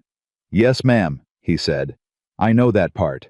They drove into Coldwater Bluff together, which Clara had not planned, but which felt correct, both of them on the wagon seat driving in together on a Monday morning, to a proceeding that was going to determine whether the life they'd built in 11 weeks of marriage was going to continue to be theirs. The county hall was a room that was used for multiple purposes, which meant it had the particular impermanence of a space that could not commit fully to any one of them. Benches had been brought in. A table at the front served as the adjudicator's position. Territorial Judge Nathan Riker, who had traveled from the circuit court, was already seated when they arrived. A compact, dry-faced man of about 60, with the expression of someone who had heard a great many legal arguments and had strong views about efficiency. Aldridge was already there too. Clara recognized him from the description Thatcher had given her: smooth, well-dressed, the practiced ease of a man who was accustomed to being the most prepared person in the room. He looked at them when they came in. His face did not change, which told her he had been briefed on what was coming. Whitmore was seated behind Aldridge. He did not look at them. Thatcher was at the other table. He looked at Clara and gave a small nod. The gallery. Because there was a gallery. Because in a small county, a proceeding like this was not a private matter, was fuller than Clara had expected. Hoover was there. Corlett. Dawson. Edith Hatch. The Pruitts. Gerald Pruitt caught Gideon's eye as they sat down and gave him a single nod. The nod of a man who has decided something and is not going back from it. Gideon nodded back. Judge Riker called the proceeding to order at 9 in the morning, and it was immediately apparent that he was a man who had no patience for theater, which meant the first 40 minutes were the procedural establishment of the dispute, and the documents which Clara had been through so many times she could have recited them, and which Aldridge presented with the smooth professional competence she'd expected. Then Thatcher responded. He was not smooth. He was precise, which was better. He laid out the case the way Clara had assembled it, in order from the foundational document forward, each piece connected to the next. The pattern made visible by the accumulation. The picture assembled from the fragments until the whole of it was legible to anyone paying attention. Riker paid attention. Aldridge objected 3 times. Riker sustained 1 objection and overruled 2. When Thatcher presented the access record, the notation showing Aldridge's review of the Hayes deed 11 months prior, which Aldridge had not disclosed, which Aldridge was now attempting to explain as routine and coincidental. Riker looked up from the document and looked at Aldridge with an expression that Clara identified as the look of a man who has found a thread he intends to pull. "Mr. Aldridge," Riker said, "you reviewed this deed 11 months ago." as part of a general surveying. The surveying report you cite does not appear in the county record. These documents are sometimes filed separately. I'm aware of how they're filed, Counselor. I'm asking you where this specific one is filed. Silence. Not a long silence. Aldridge was too good for a long silence. He moved to his next point with a professionalism that Clara reluctantly admired even as she was fighting him. But Riker had the thread.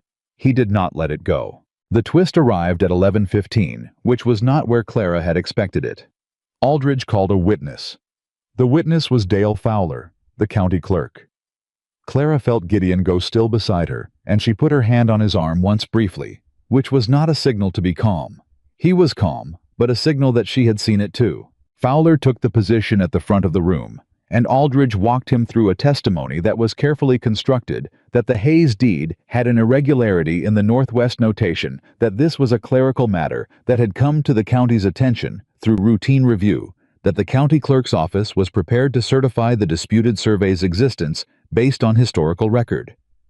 Certify its existence. Based on historical record. Clara understood immediately what that meant. They had created a record. Sometime in the past days, since the notation was still intact when she'd copied it, someone had found a way to create documentation for the survey that didn't exist. She leaned toward Thatcher. "He's going to produce a document," she whispered. "In the next 5 minutes. Watch for it." Thatcher looked at her. She held his eyes.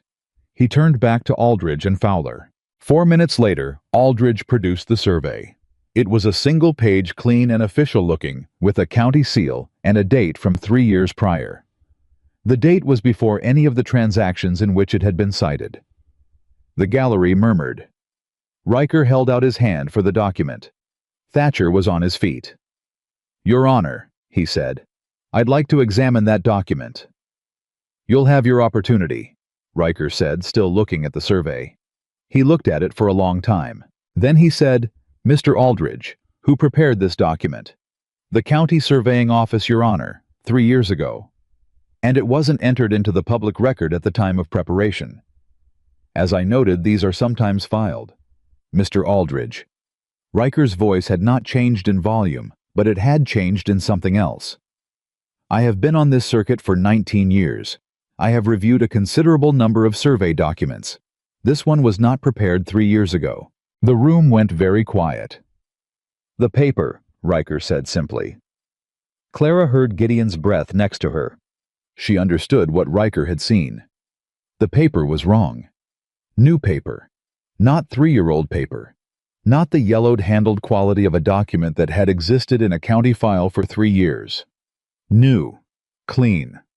The kind of new that was unmistakable to anyone who had spent 19 years handling old documents. Aldridge said, "Your Honor, I can assure you." "Sit down, Mr. Aldridge." Aldridge sat. Fowler at the front of the room had gone a color that was not compatible with well-being. Riker looked at the document for another long moment. Then he looked at Thatcher. "Counselor," he said, "I believe you have something to present regarding the pattern of these filings." "Yes, Your Honor," Thatcher said. "I do." He presented it. He presented it the way Clara had assembled it piece by piece, the pattern visible by accumulation, and Riker sat through all of it with the focused attention of a man who had found his thread and was following it to its end. Whitmore behind Aldridge did not move. He sat with the stillness of a man who is calculating and has not yet arrived at a conclusion he finds acceptable. But Clara was watching his hands. His hands, folded on the table in front of him, had tightened. She had not seen Marcus Whitmore's composure break all the way through this, not at the ranch, not in the yard, not in the county hall this morning. He was a man of substantial self-control, but his hands were tight. Riker called a recess at noon. In the recess, Clara and Gideon and Thatcher stood in the corridor, and Thatcher said, "The paper." Riker saw it immediately. "That's the case." "Will he rule today?" Clara said. "He might not rule fully today. But the injunction, the freeze on any action against your deed, he'll issue that today. That's what we need first. The full proceeding on Whitmore's pattern across the 3 properties will take longer." "How much longer?"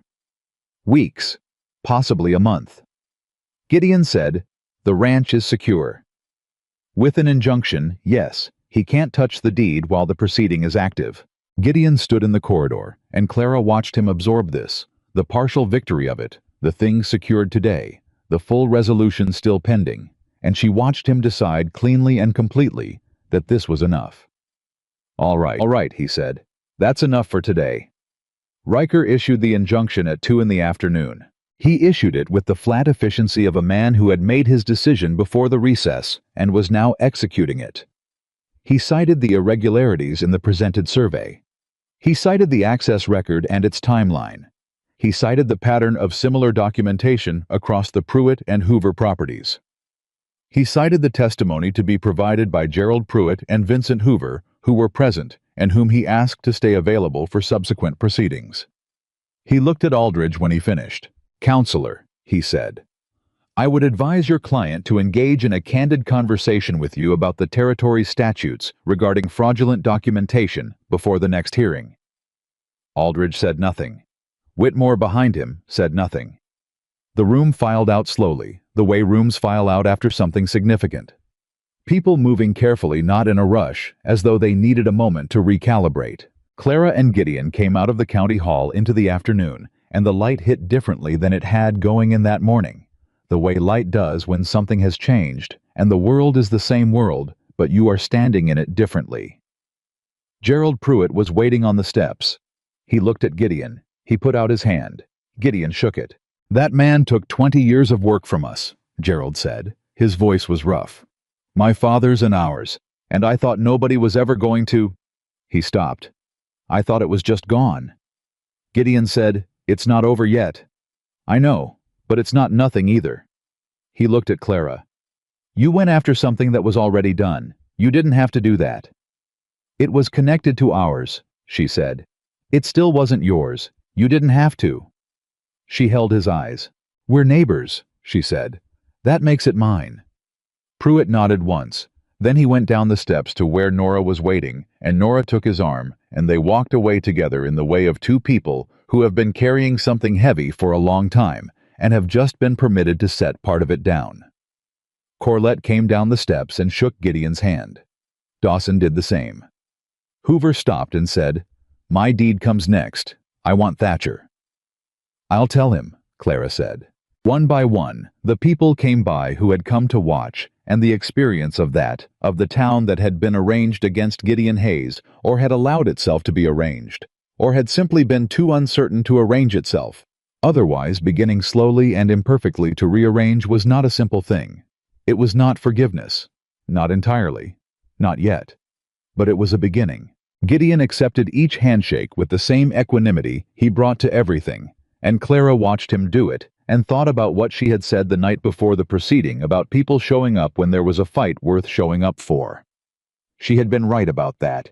She had not known how right until she was standing on these steps watching it happen. Thatcher came out last. "I'll file for the full proceeding this week," he said. "I want you both to know that what you've built here is a solid case. Riker saw it. That matters." "How solid?" Clara said. "Solid enough that I'd expect Whitmore to consider a settlement before the next hearing." "I don't want a settlement," Gideon said quietly. Thatcher looked at him. "If he settles, it's over faster," Thatcher said. "The ranch is secure either way with the injunction." "I know," Gideon said. "But I want the record, the full record. So the next family he comes after, so there's something they can point to." He paused. "He's done this to 3 properties we know about. He's been doing it for 4 years. I want it in the court record." Thatcher looked at him for a long moment. Then he said, "All right, Mr. Hayes, we do it the full way." They drove home in the late afternoon, the same road they'd driven in on that morning, past the first rough patch and across the Flat Rock Creek crossing and through the second rough patch that Gideon had promised to fix and hadn't yet. "Second rough patch," she said when they went through it. "I know. You said you'd fix it." "I will." "You keep saying that." He looked at her sidelong. "This week," he said. She looked at the road ahead. "All right," she said. Sam and Will were in the yard when they came up, both of them standing at the gate, with the tense posture of 2 people who had been watching the road for a while, And when the wagon came through, Will broke first and came running, which was the most unguarded she'd ever seen him, and he pulled up short before he actually reached the wagon with the self-consciousness of a 12-year-old who had committed to a display of feeling and was now recalibrating. "Did you win?" he said. "We won today's part," Clara said. "The rest comes later. But the ranch is okay." "The ranch is okay." Will looked at Gideon. "Good," he said with the complete sincerity of a child who has decided that this home is worth caring about. Gideon climbed down from the wagon. He looked at the boy. "Yeah," he said. "Good." They went inside. The ranch was the same as it had been that morning. Same walls, same kitchen, same smell of coffee and hay and honest work. But something in it had settled deeper, the way a foundation settles after the testing weight comes off and the structure shows itself to be sound. Clara stood in the kitchen and looked at the table where she and Gideon had sat that first morning with their careful letters and their provisional honesty and their agreement to try, and she thought about what they had now that they hadn't had then. Not safety. The territory didn't offer safety. Not certainty. The proceeding wasn't finished, but evidence. Clear documented witnessed evidence of what they were when it mattered, and that she had decided long ago was what you built a life on. Not the absence of trouble, the knowledge of how you moved through it. Together. The full proceeding came 6 weeks after the injunction. 6 weeks was enough time for things to shift in ways Clara had not fully predicted, and she had learned by now that the things she didn't fully predict were usually the most important ones. The first shift was Aldridge. Thatcher told her about it on a Wednesday morning, riding out to the ranch specifically to deliver the news in person, which told her before he said a word that it was significant. Aldridge withdrew, he sat at the kitchen table with his coat still on. Clara set down her cup. When, yesterday afternoon, filed a notice of withdrawal from Whitmore's representation, gave no public reason. He saw the paper, Gideon said. He had come in from the barn when he saw Thatcher's buggy and was standing at the counter with his arms crossed, following the conversation with the complete attention he gave to anything that mattered. Riker saw it. Aldridge knew Riker saw it. "That's my reading, yes," Thatcher said. A lawyer of Aldridge's caliber does not attach himself to a proceeding where the judge has already publicly noted the irregularity of a presented document, not if he wants to keep practicing. "So Whitmore needs a new lawyer," Clara said. "Whitmore needs a new lawyer, and the lawyers in this territory, who are good enough to take this case, and who don't already know what Aldridge knows, are a short list." Thatcher paused. "He may try to bring someone from Denver. Can he delay on that basis?" "He can request a continuance. Riker may grant it. One continuance. After that, Riker is not a patient man." Clara thought about this. One continuance gives him how long? 3 weeks at most. "All right," she said. 3 weeks. Thatcher left, and she sat at the table for a while, after turning the new shape of it over in her mind. Aldridge withdrawing was good. It meant the opposing case was weaker without him, but it also meant Whitmore was now cornered in a way he hadn't been before, and cornered men did things that open men didn't. She said this to Gideon that evening. He said, "I know. He's going to try something before the proceeding, something outside the legal channel." "Yes. What do you want to do about that?" He looked at her across the table. "I've been thinking about it. Corlett offered to have 2 of his men camp at the north boundary for the next month. I said I'd think about it." "Say yes." Clara. "We are not going to be too proud to accept help when it's offered honestly," she said. "That is not a character trait we are cultivating in this house. Say yes to Corlett." He almost smiled. "Yes, ma'am. And tell Sam to stop sleeping through second watch." Gideon looked at her. "How did you know he was—" "I hear everything," she said. "I always have." He shook his head, the small motion of a man who has accepted that the woman he married is several steps ahead of him on most things, and has decided this is an asset rather than a problem. The second shift was Dale Fowler. Fowler resigned from the county clerk position 9 days after the injunction, which surprised no one who had been paying attention and surprised everyone who hadn't. The official reason given was health. The unofficial reason, which moved through Coldwater Bluff with the particular speed of news that everyone already suspected, was that Riker had written to the territorial governor's office regarding certain irregularities in the county record management, and that a formal review of the clerk's office was being arranged, and that Fowler had calculated the distance between where he was and where that review was going to put him, and had chosen the exit. Clara heard about the resignation from Edith Hatch, who had become by now a reliable and entirely willing conduit for information.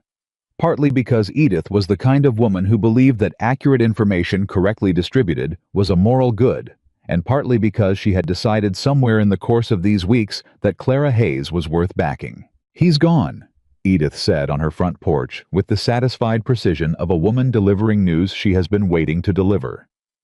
"Left yesterday. His wife's sister in Colorado, apparently." "Colorado," Clara said. Interesting timing." "Yes," Clara said, "it is." What the resignation meant practically was that the county record office was now being managed by a temporary appointee from the territorial office, a woman named Ruth Calhoun, who had transferred from Cheyenne and who came to the job with the thoroughgoing methodical competence of someone sent specifically to clean something up. Ruth Calhoun reviewed every document that had passed through Fowler's office in the past 5 years. Clara met with her on a Tuesday and answered every question she had directly, and provided copies of everything in her file, and Ruth Calhoun looked at her across the record office table with the expression of a woman who had seen a great deal of administrative misconduct and had a strong reaction to meeting someone who had done the work of uncovering it before the official review arrived. "You should have been a lawyer," Ruth said. "I'm a baker," Clara said. "It turns out the skills transfer." Ruth looked at her for a moment, and then did something Clara hadn't expected, which was laugh, a genuine full laugh. The laugh of a woman who spends a great deal of time in rooms full of serious men and deeply appreciates a moment of honest absurdity. "I'm going to need a formal statement," Ruth said when she'd recovered. "You'll have it by Friday," Clara said. The third shift was the town. This one was slower and less clean than the other two, because towns did not shift the way individuals shifted all at once, with a decision made and kept. They shifted the way weather shifted gradually and unevenly, with patches of the old condition persisting longer than you expected them to. But the direction of it was unmistakable. The day. Gideon drove into Coldwater Bluff to pick up wire at the feed store. 2 men crossed the street toward him rather than away. Not to say anything significant, just to nod the way men nod when they are acknowledging something without being required to explain what they're acknowledging. But they crossed toward him. The day. Clara went to the bakery she still technically owned. She had not yet decided what to do with it, had been letting it sit as a question. She didn't need to answer. Yet she found that someone had left a small bunch of early wildflowers on the step. No note. No explanation. She stood there looking at them for a moment. Then she picked them up and took them inside. Martha Greer came to the ranch. Clara had not expected that. She was in the kitchen when she heard the horse, and she went to the window, and Martha Greer was climbing down from a hired buggy in the yard with the careful dignity of a woman embarking on something that cost her something. Clara went to the door. Martha stood in the yard with her hands folded in front of her, and she looked at Clara with an expression that was attempting composure and achieving it imperfectly, which was, Clara thought, the most genuinely she had ever seen Martha look. "I owe you an apology," Martha said, "and I owe Mr. Hayes one too, which I'll deliver if you'll allow me." Clara looked at her.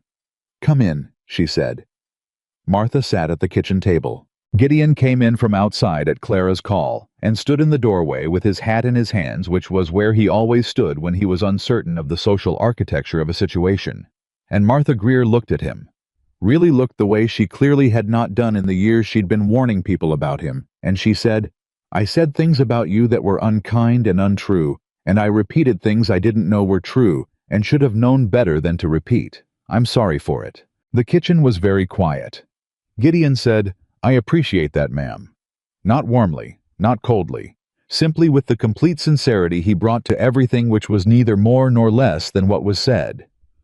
Martha looked at him for a moment. Then she looked at Clara. "You were right," she said. "When you told me. On the street.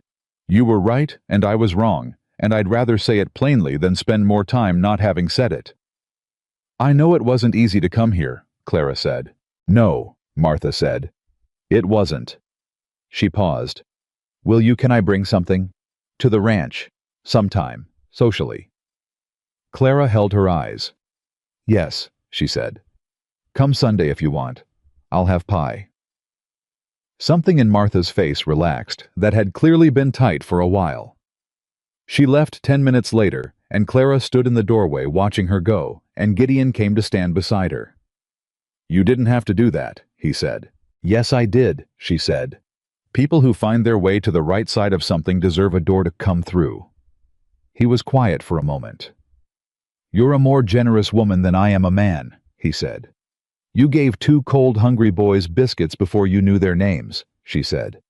Don't tell me about generosity. He put his hand on the doorframe above her head, the way he sometimes stood, and she could feel the solidity of him behind her, the presence that everyone had called threatening, and that she had never once experienced as anything but steady.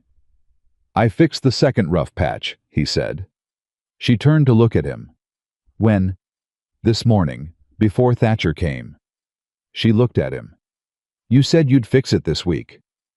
Last week I said this week. This is this week. She felt the laugh come up before she could contain it. Yes, she said. It is. The proceeding resumed on a Thursday. Whitmore had not brought a lawyer from Denver. This was the twist that Clara had not predicted, and when she understood what it meant, she felt something go very cold, and then beneath the cold, something go very clear. He came alone. Marcus Whitmore, who had never in 4 years of systematic land fraud operated without the legal infrastructure of Aldridge behind him, sat at the respondent's table without a lawyer, and looked at Judge Riker with the expression of a man who has made a calculation and arrived at a conclusion that no one else in the room had reached yet. Thatcher leaned toward Clara. He's going to settle, he said very quietly. Without a lawyer present, she said equally quietly. He doesn't want a lawyer present for what he's about to offer, whatever it is. Riker called the proceeding to order. He noted with the dry efficiency of a man who did not find surprises surprising that the respondent appeared without counsel. Whitmore said, Your Honor, with the court's permission, I'd like to address the proceeding directly. Riker looked at him for a moment that communicated a complete professional skepticism without deploying a single word to do it. You may, he said. Whitmore stood. He did not look at Gideon or Clara. He looked at Riker, and he spoke with the measured, uninflected tone of a man delivering a speech he has prepared with great care. I have reviewed the evidence presented in this proceeding, he said, and I wish to state for the record that I believe the dispute over the Hayes property boundary is resolved in the Hayes family's favor, and that I withdraw all claims against their deed. The gallery murmured. Clara felt Gideon go very still beside her. Thatcher put his hand flat on the table. Whitmore continued, With regard to the Pruitt and Hoover properties, I am prepared to offer a full restitution of the difference between the price paid and the fair market value at time of sale, plus accrued interest, to be calculated by an independent assessor named by the court. The murmur in the gallery got louder. Riker let it run for 3 seconds and then looked at the room, and the room went quiet. Mr. Whitmore, Riker said, am I to understand that you are voluntarily withdrawing the deed claim and offering restitution on the adjacent properties? Yes, Your Honor. And the surveying documentation presented at the prior hearing. A pause. Was an error, Whitmore said.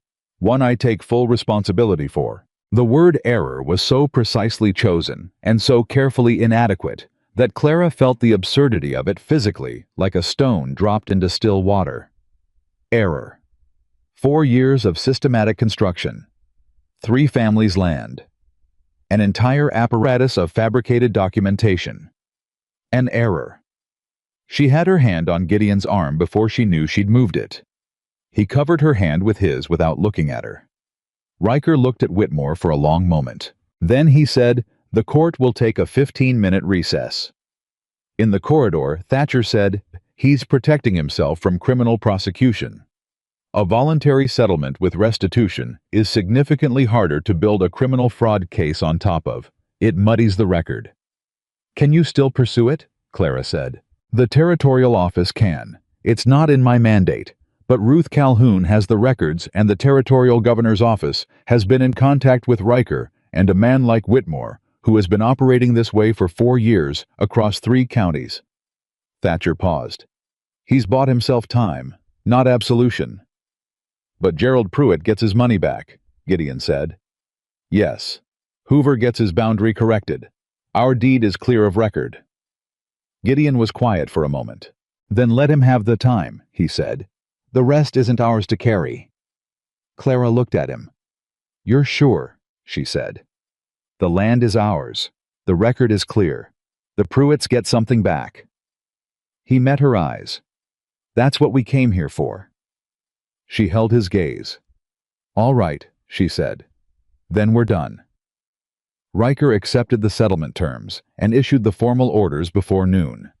The Hayes deed was confirmed clear of all claims. The Pruitt and Hoover restitutions were ordered with an independent assessor to be named within 30 days. The fabricated survey was stricken from the record and referred to the Territorial Office for review, which was the language that meant Whitmore's accounting with the law was not finished, merely postponed. Whitmore left the county hall without speaking to anyone. Clara watched him go and felt the thing that she felt when a long-held tension finally released. Not triumph. Exactly, because triumph was too simple for what this had been, but the solid, serious satisfaction of a thing completed.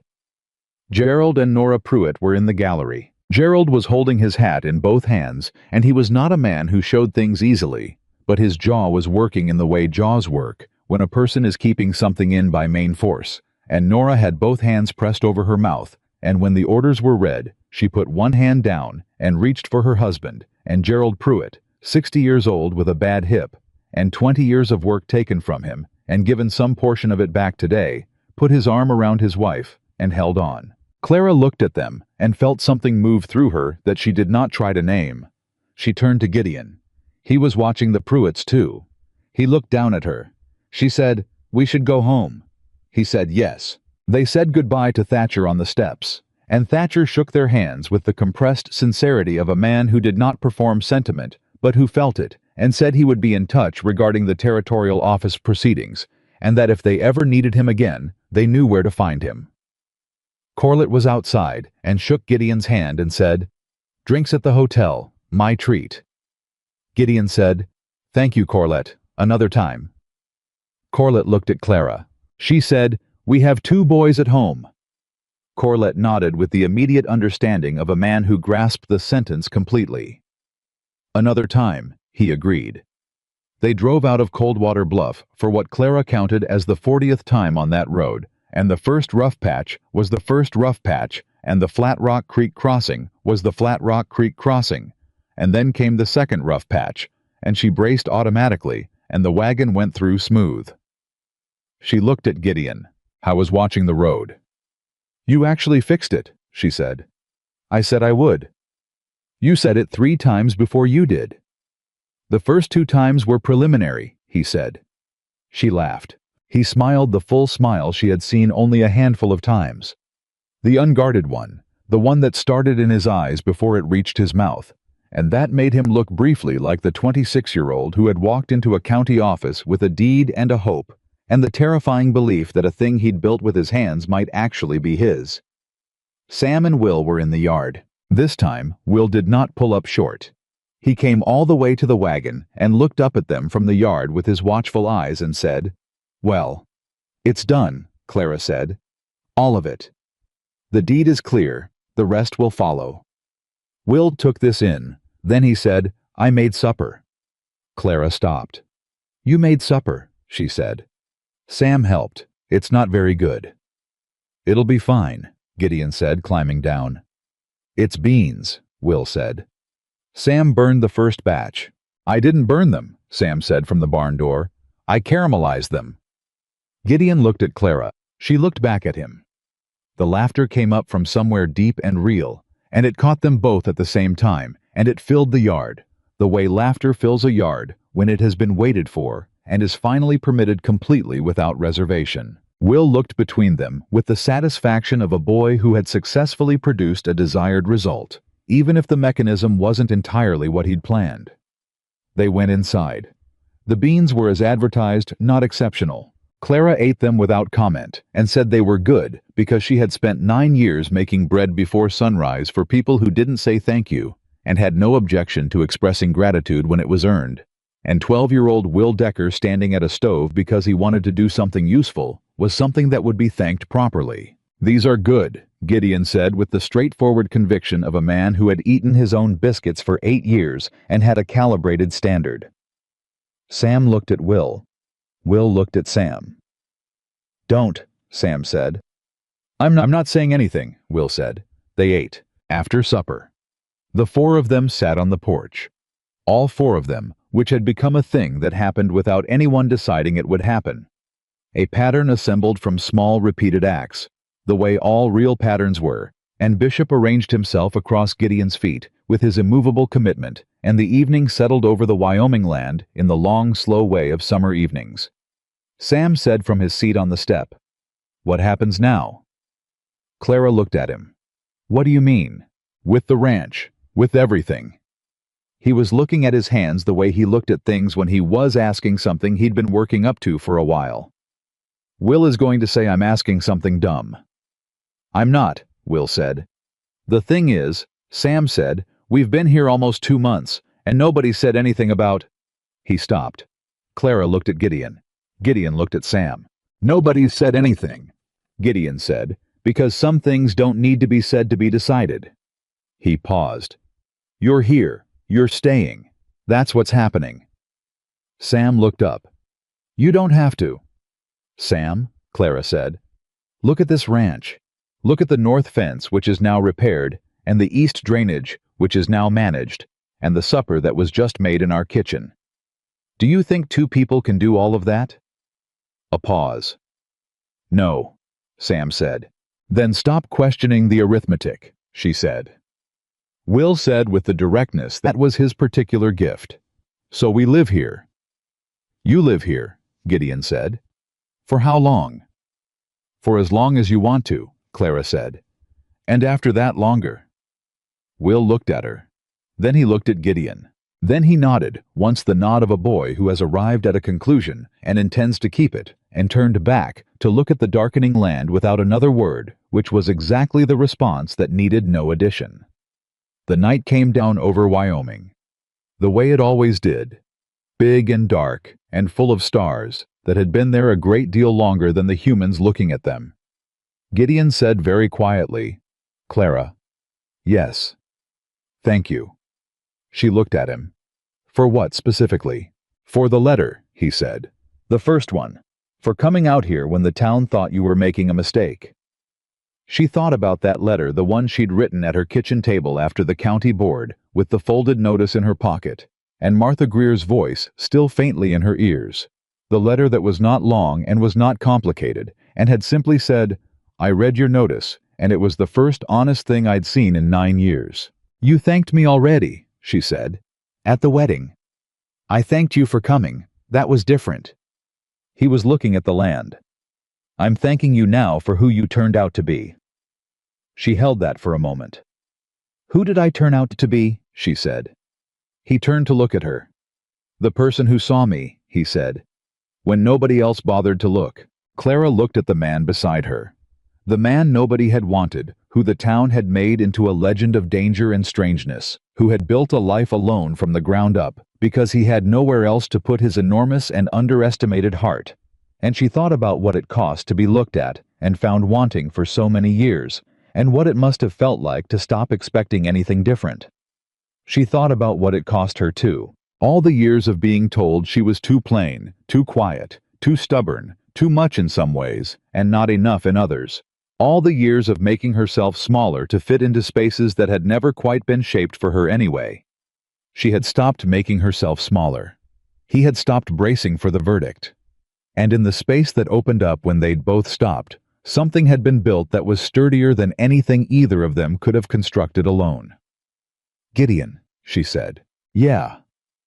I saw you the first day, at the corral gate." She held his eyes. "I saw you then." He looked at her for a long moment. Then he said, "I know. That's why I fixed the bridge." She laughed.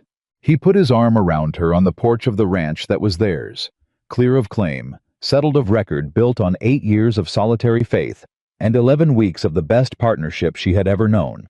And the two boys on the steps talked quietly to each other in the way of two people who have been alone too long and are recalibrating to the presence of safety.